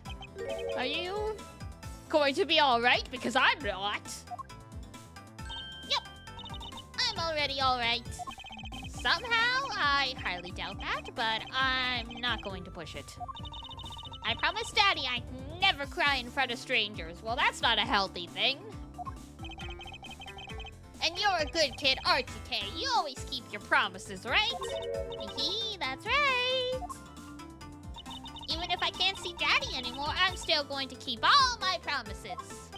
You're a very brave girl, Kay. You're a very good child for keeping the promises you made to your papa. I'll even testify that you didn't cry, just for you. Thank you very much, lady. That's actually adorable, honestly. They're, I think they're supposed to be about the same age here. Because Francisca's the same age as Maya.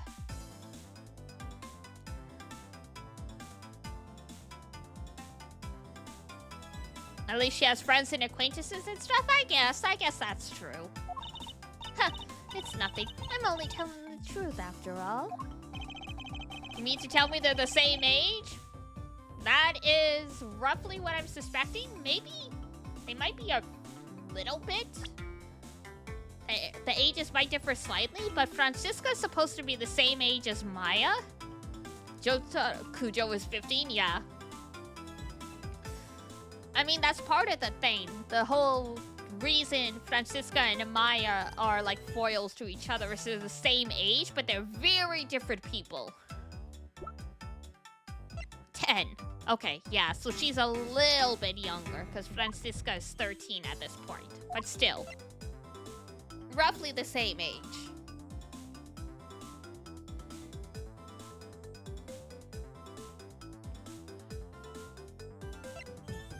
Dad was 30 when she was born.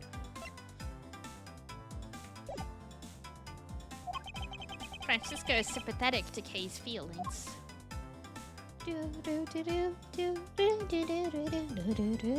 Your father?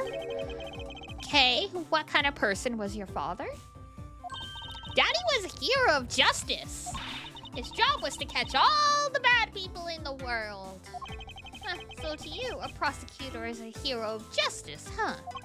I suppose we are in a sense, as we are the ones who seek guilty verdicts for criminals. Plus, you know what? Whenever I came to the courthouse, Daddy would buy me my absolute favorite treat, Swiss rolls. Oh? I want to be a hero of justice Sunday just like Daddy, and so I became a great thief. So I've been working really hard.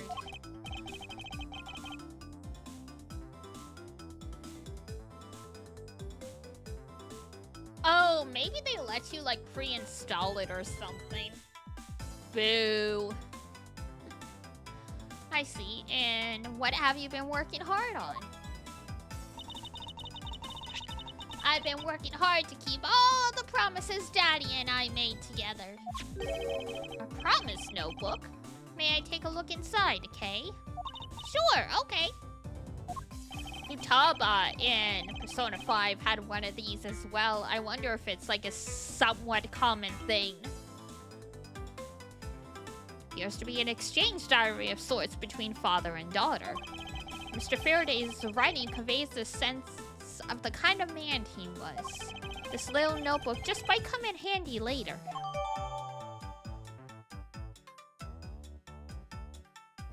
Yay!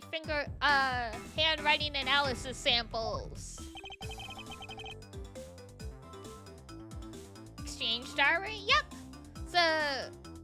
Used to be a thing you'd see a fair bit of often in anime. How have I never heard of that? That I don't know. I've seen it decently often in anime. Friends and sometimes couples in anime would do it. Like it's basically the equivalent of like having a notebook that you leave little notes in for each other. So like I know some people do that within their household, but in this case, like in some of the exchange notebooks, you do it between friends as a way to update them and like keep in touch. Like, you know, say you're in different classes and stuff.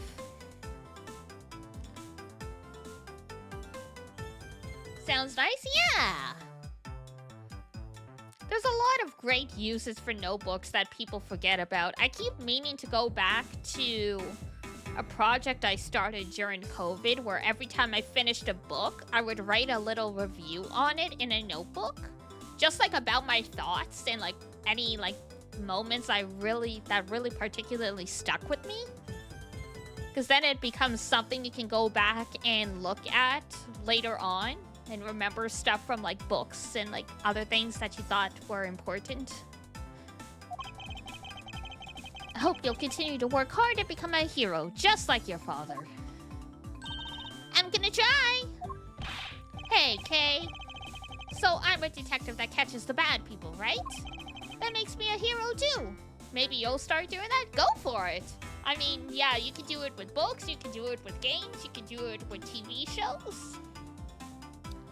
it's just like a different way to force you to engage with the media you consume other than just, you know, finishing the book or the show or whatever going, oh, well, that was great. Anyway, moving on. At least this way you can, like, sort of think about your experience and record it down. Yeah, you're really cool too, Gummy. Yeah, Art IK. Yeah, another fun thing to do is, like, I don't do it every day, but I got a notebook, like a book that's like it's technically a workbook. It's called 5-Minute Mornings. And it's supposed to be every day you open the book. Like, technically you're supposed to do it in order. I just do a random page when I feel like it. And it's supposed to be, here's 5 minutes you can do, here's a task you can do in 5 minutes that'll, like, start your day off differently, kind of thing. Because usually when I wake up, I just immediately turn on the computer and start doing my gacha dailies. So the 5-minute morning thing, it forces you to, like, it's like, okay, pick one surface in the house and clean it. Or it's like, write a letter to yourself, kind of thing. I liked it better than, like, a gratitude diary, because anytime I've tried to do, like, a gratitude diary, like, I would repeat the same things every day. And I'd be like, wow, my life really sucks, huh? This was years ago, though. It might be different if I tried to keep a gratitude diary now. But, like, yeah, especially during COVID, that was a very bad time to keep a gratitude diary and expect to have different things to be thankful for every day. I hand down verdicts of justice, so that makes me a hero too. Yes, and thanks to your oh-so-heroic testimony, you almost painted that detective as a vile criminal and sent him off to jail. I'm really sorry about that. Gummy is not a bad man, okay? That poor judge is being treated like a vile criminal rather than a hero of justice. It appears that you and Detective Gumshoe are good friends, Kay. Yeah, we're friends. In that case, would you mind telling me a little more about him? And we're back to this, yep. Dick Gumshoe.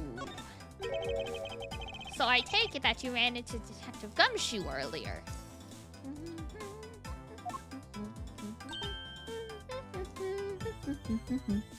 Yep! I was on my way to see Daddy when I saw Gummy standing there. Maybe it's a good thing you ran into Gumshoe. Because you were about to walk into a murder and you probably would have been silenced.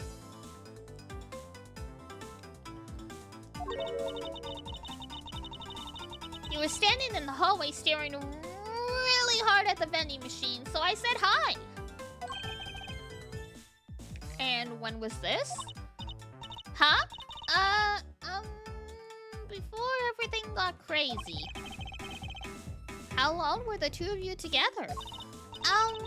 We only talked for a little while. And then we went on our ways. That's right, pal. Kay and I only talked for a little while, and that's it. Oh? Which means they have now confirmed that Kay was in the hallway during the recess. Is that right? Ah! You got me! I told you to stop picking on Gummy, mister! Very well, then. I'll just have to speak with the good detective in private later.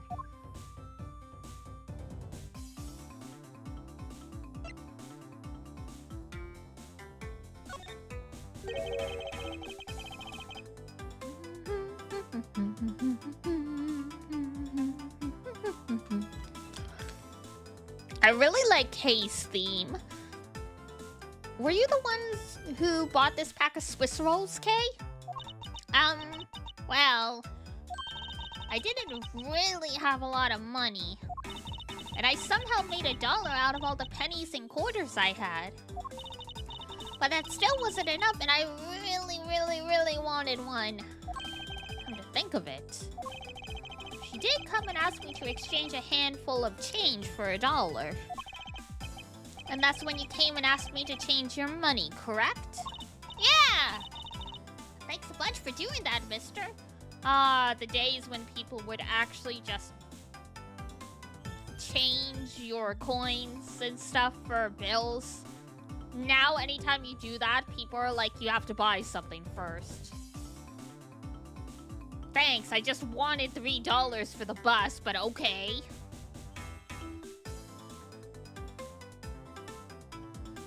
Also, ad break starting momentarily, so I am gonna run to the bathroom again. And then, we shall continue. I don't think we're, like, close. I'm not sure how close to the end of this trail we are. We're getting there. There might still be, like, another section after, because we still haven't, like, you know, cornered the criminal yet. So I will be right back. Hold tight.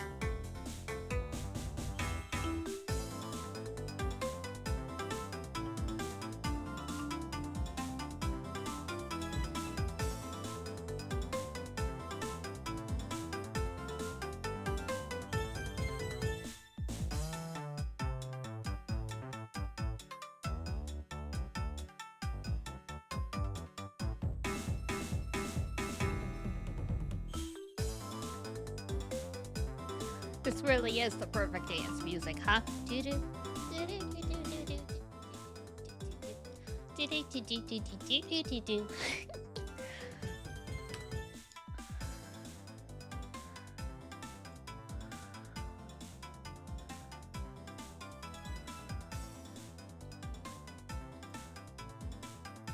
Kinjiro Ashiwara, a Japanese man, claimed he was the Emperor of Japan. Oh dear. I think I've heard of this guy vaguely. But yeah, while ad break was happening, I went and found the notebook I had been using to record all my reviews and stuff after I like finished a book or whatever, so I could put it in my work bag and get back to it.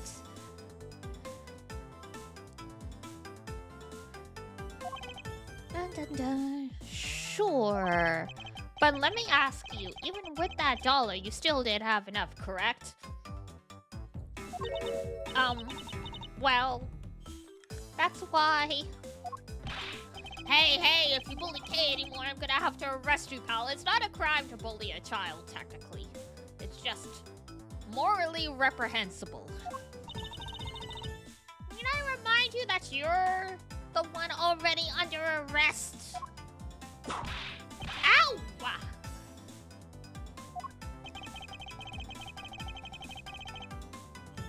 I sense that Kay is going to be less than forthcoming with this question. Sorry about your rough leaving.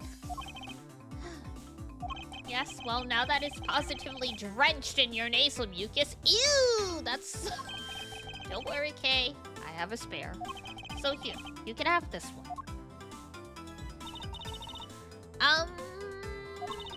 But Daddy said, never take things from a stranger. Ah, it's one of the promises you made in your promise notebook, correct?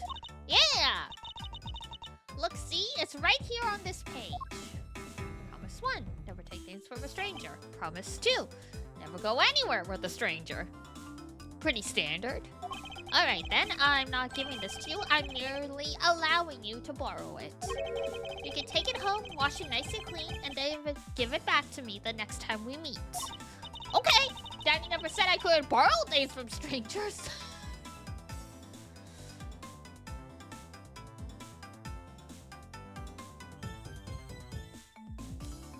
Manipulation.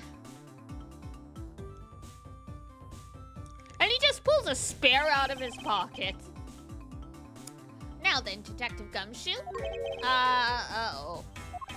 I believe it is now crystal clear that you were with little K in that hallway.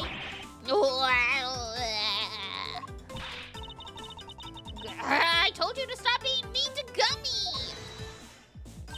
How's that, Edward? There is still something you have yet to resolve. I beg your pardon? You still haven't offered an explanation for why that man would lie to us. That's, well... Gummy, don't tell me you lied for my sake. Hey, don't worry about it, Kay. Everything's gonna be okay. So that's why. So what was Detective Gumshoe's motive for lying? You can't explain that. You can't call this a perfect investigation. His reason for lying is very simple.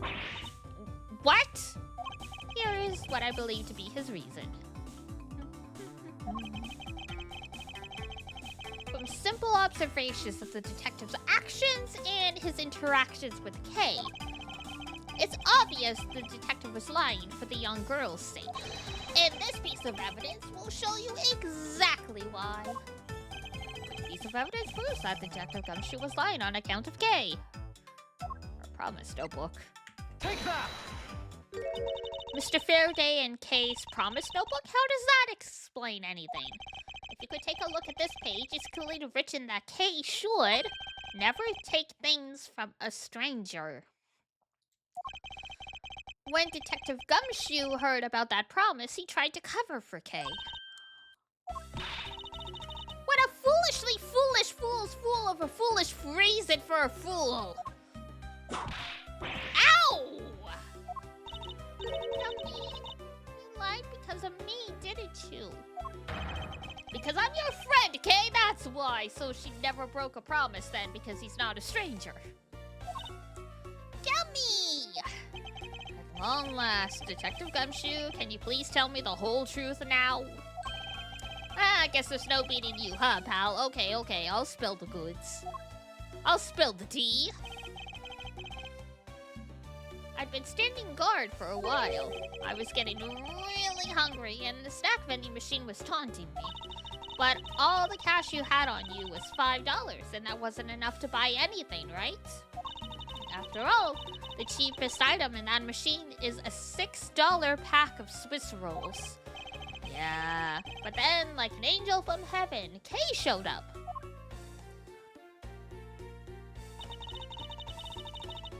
I was thinking about sharing a snack with Daddy, so I wanted to buy a Swiss roll, but I only had about $1 in coins. So we pooled my $5 and her $1 together, and bought a pack of Swiss rolls together. But I was worried about breaking one of my promises. So then Gummy said, Mr. Faraday's one scary guy when he gets mad. But don't worry, you won't get in trouble if I don't tell, right? Besides, you bought it with me, so you didn't really get it from me, you know? You told me it'd be okay. So then why did you have to lie if technically she didn't break her promise? And he gave me a whole roll to save and give to Daddy. Who knew Scruffy could be so considerate? Indeed. Detective, I take it that you then sat down on the bench and ate the rolls together? Yeah, we split the other roll and ate it right then. Sweet taste of that baked chocolate. I'll never forget it as long as I live, pal. Probably wasn't even that great of a quality, honestly. Anyway... Hey, I believe this also belongs to you. Oh, that's from the balloon I popped. It's bad manners to leave garbage lying around, Kay. I'm sorry. Well, I guess I can't blame you for not throwing this one piece away. It was sitting high up on a windowsill where you couldn't see it. So just this once, I forgive you. But that balloon, I wanted to surprise Gummy a little, so I popped it on purpose. And because of me, Gummy dropped his half of the Swiss roll.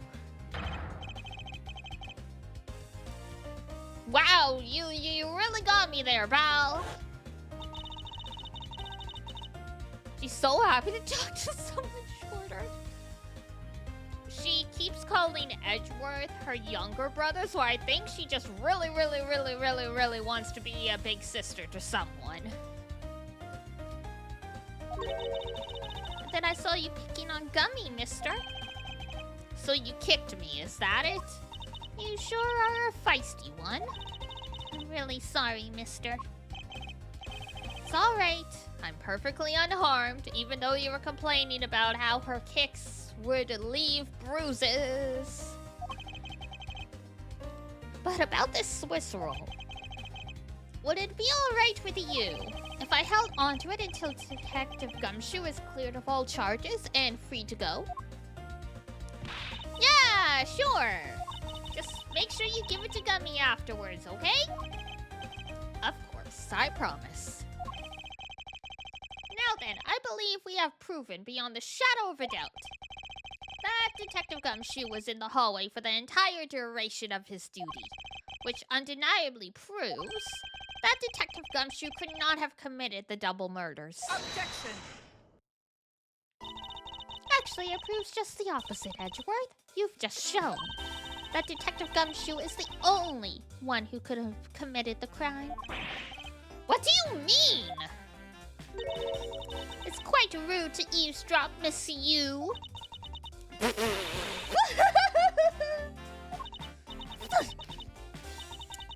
Getting lectured on manners by a girl with a penchant for whipping people. What? How dare you talk back with such insolence? You're wrong, lady. Gummy's not the bad guy. Oh, and what have we here? What is the child doing here in her courthouse? Bailiff, please take this child away. There she goes! What? Miss Callisto, you! That girl is Mr. Faraday's! I know. So what? You think that just because she's the victim's daughter, she gets to just run wild all around the crime scene? I think it's actually quite dangerous for her to speak of nothing of getting underfoot. I suppose you're right, however. As long as we're in agreement on that point, let's get back to the real issue at hand. Now then, Detective, you were in front of the door to lobby number 2 the entire time, correct? Yeah, but... You see? Isn't it obvious that it could only be the detective? He's the only person who could have gone into lobby number 2 at the time of the murders, unless there was someone already in there. I have no counter-argument to that. Don't worry, I've already put in the necessary paperwork for his formal arrest. Ah, but the investigation is far from over. Oh, that's right. I was going to speak with you about that. Don't you think it's reckless to talk to the suspect out in the open without a guard? I suppose it is. Well, as someone with more experience in the law than you, allow me to share something. Always keep a good eye on a criminal, or you may regret what comes of your negligence. Ooh, Miles, I can't believe you're letting this woman lecture you like this. This is unforgivable as a disciple of Von Karma. Down, Tigress. Now then, I'll be looking forward to the result of your investigation. And just like that, she leaves. So, we're back to square one. Actually, this is our last chance. I can tell that if we fail to solve this case, Detective Gumshoe will be formally charged under all of the circumstantial evidence. This investigation is not over yet. There's still one location we have yet to inspect. It's where Detective Bad and Miss Yu were at the time of the crime. Lobby number 1. Dun dun dun! To be continued. Yes. There we go.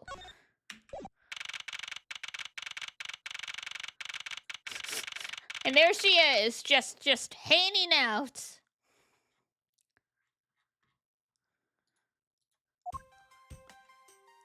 Damn, it's almost 6 p.m. What is this incredibly overpowering sweet scent? It smells like flowers. Uncle Bad, is this it? Isn't that Detective Bad and Kay over there? It looks like she managed to escape the bailiff.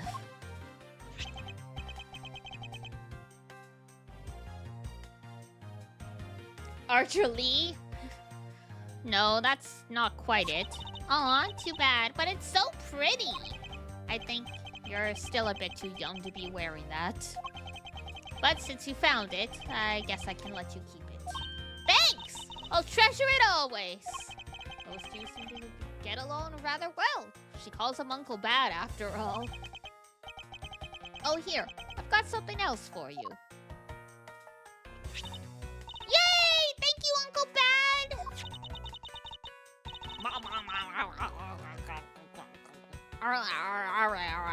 One of these when coming. Gummy? Oh, you mean Gumshoe. Gummy was trying to be nice to me because I was gonna get in trouble. And then he got in trouble because he lied to protect me. Gummy? I know he didn't kill Daddy! Don't cry. Faraday would be sad if he saw you crying. I'm not crying. Queen never cry. Which reminds me of the frickin' legendary meme Freed made of me with the Queen never cry.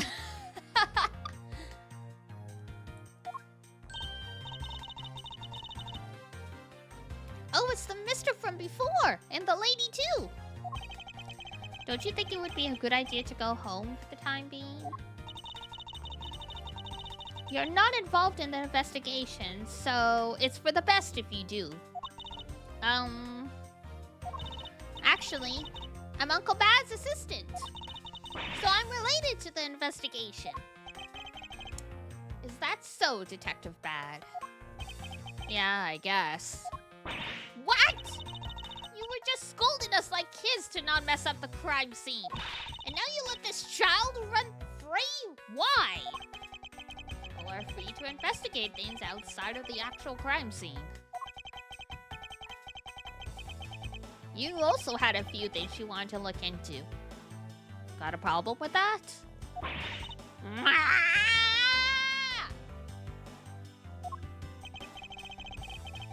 Don't have a problem with that, but I am curious as to what Miss Yu is looking into. Uncle Bad, I'm going to go look somewhere else now, okay? Alright, I'm counting on you. Oh, that's right, hey mister! Hey mister! Yeah, what is it? I know Gummy really isn't the bad guy, I mean it.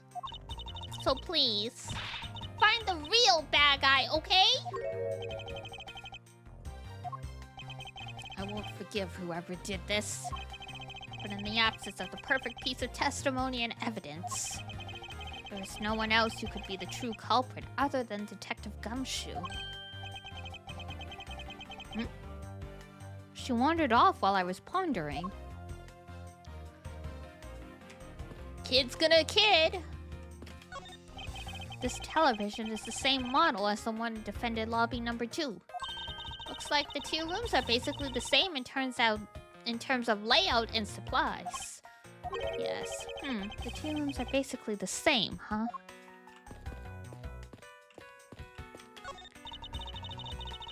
What an incredibly strong scented herbal tea.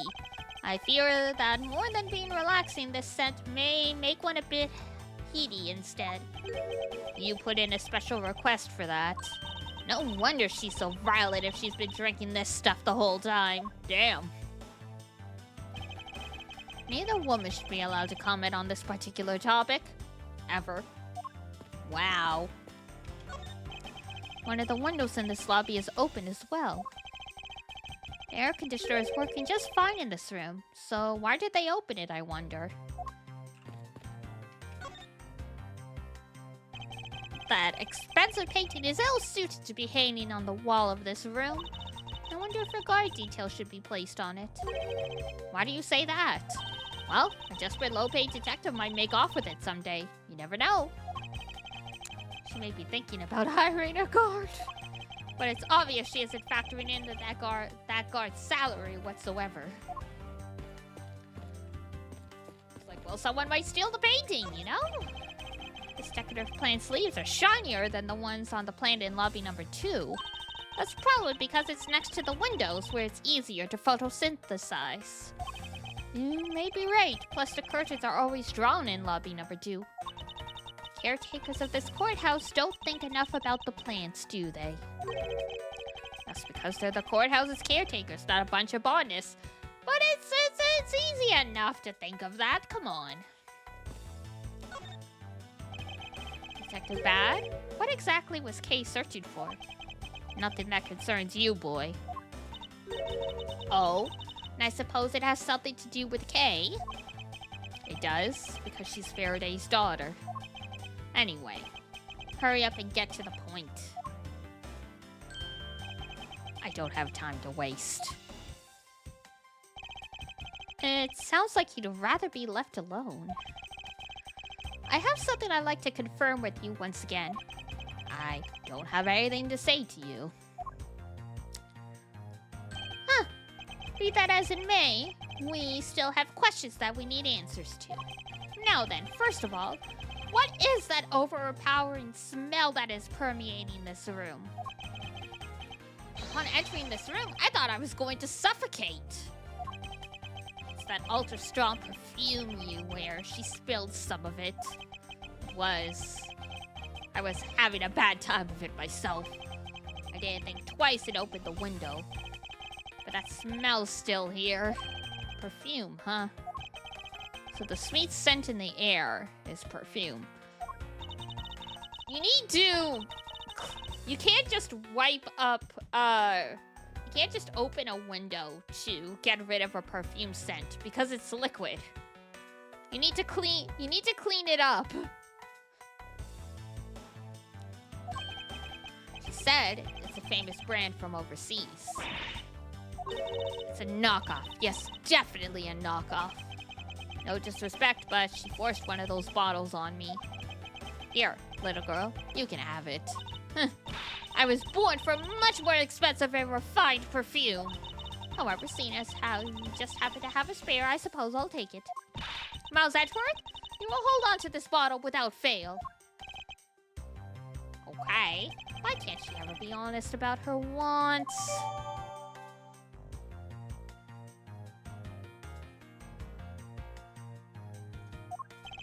So now we have the perfume that Miss Yu wears. Just fantastic. Is that all you wanted to talk about? If so, I'm going back to investigating. Actually, I still have a few other things I wish to inquire about.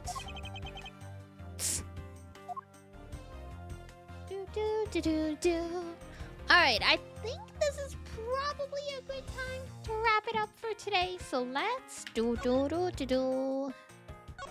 save, because we're going into another investigation segment. So we might not get a better chance. And I hate to stop in the middle of testimony, because then it gets really difficult to figure out what the heck you were doing. Alrighty. Yay! Tomorrow is Yumiya! Yay! Time to go purchase the game after stream and cry over the amount of money, because after taxes and conversions and stuff, it's gonna be $100 Canadian. Rest in peace, my soul.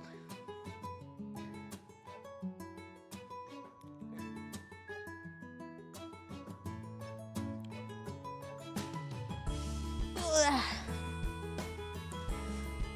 Yeah, the cost is precisely why I only probably... Working, we don't owe money to chip in. Aw. My coffee. Hang on. We used to have a coffee bot that popped in periodically.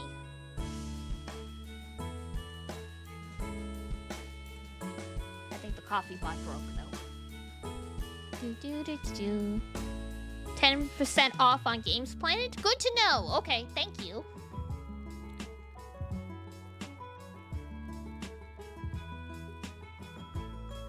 Do you have that? I do indeed. All right, Bet. Aw, you guys are sweet. Well, thank you.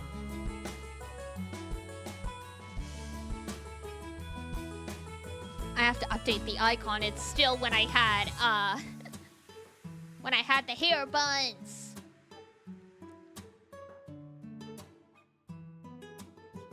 But yeah, part of the reason why I only buy the big box games like every 6 months is because of how expensive they end up being in Canadian. It's like, oof.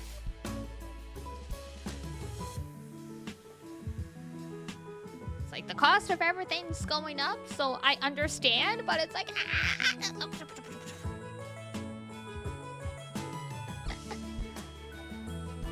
Just like a chain. Alright, I promise I will. Okay. If you do, you do. If you don't, you don't. No worries.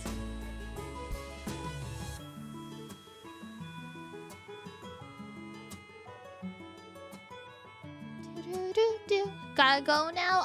No problemo. Enjoy your gaming. Make sure you get some rest at some point.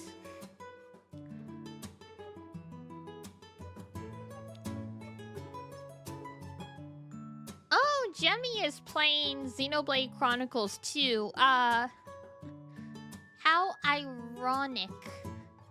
But I won't send you guys to that because she's at the end of the games. So I definitely don't want to spoil myself. Let's see.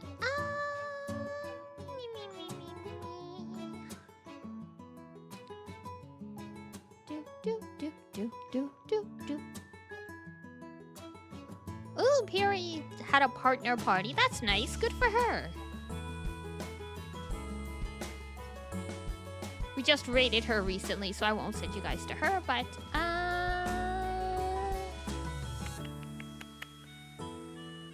Amalia is playing Monhun. There we go. When in doubt, go for the Monhun. Alright, so here is raid. Here is Discord. And I will see you guys tomorrow at 7 p.m. EST for some Atelier Yumiya. We shall continue onwards. Dun, dun, dun, dun, dun. Oh, Amalia has a new model. cute. It's got some real Mon Hun vibes. Alrighty, beans. That's gonna be it for me. So, if it's daytime where you are, have a wonderful rest of your day. And if it's nighttime, have a great rest when you head on off to bed. And until next time, take care of yourself. Wash your face. Brush your teeth. Eat good food. And I will see you next time. Bye-bye. Bye-bye.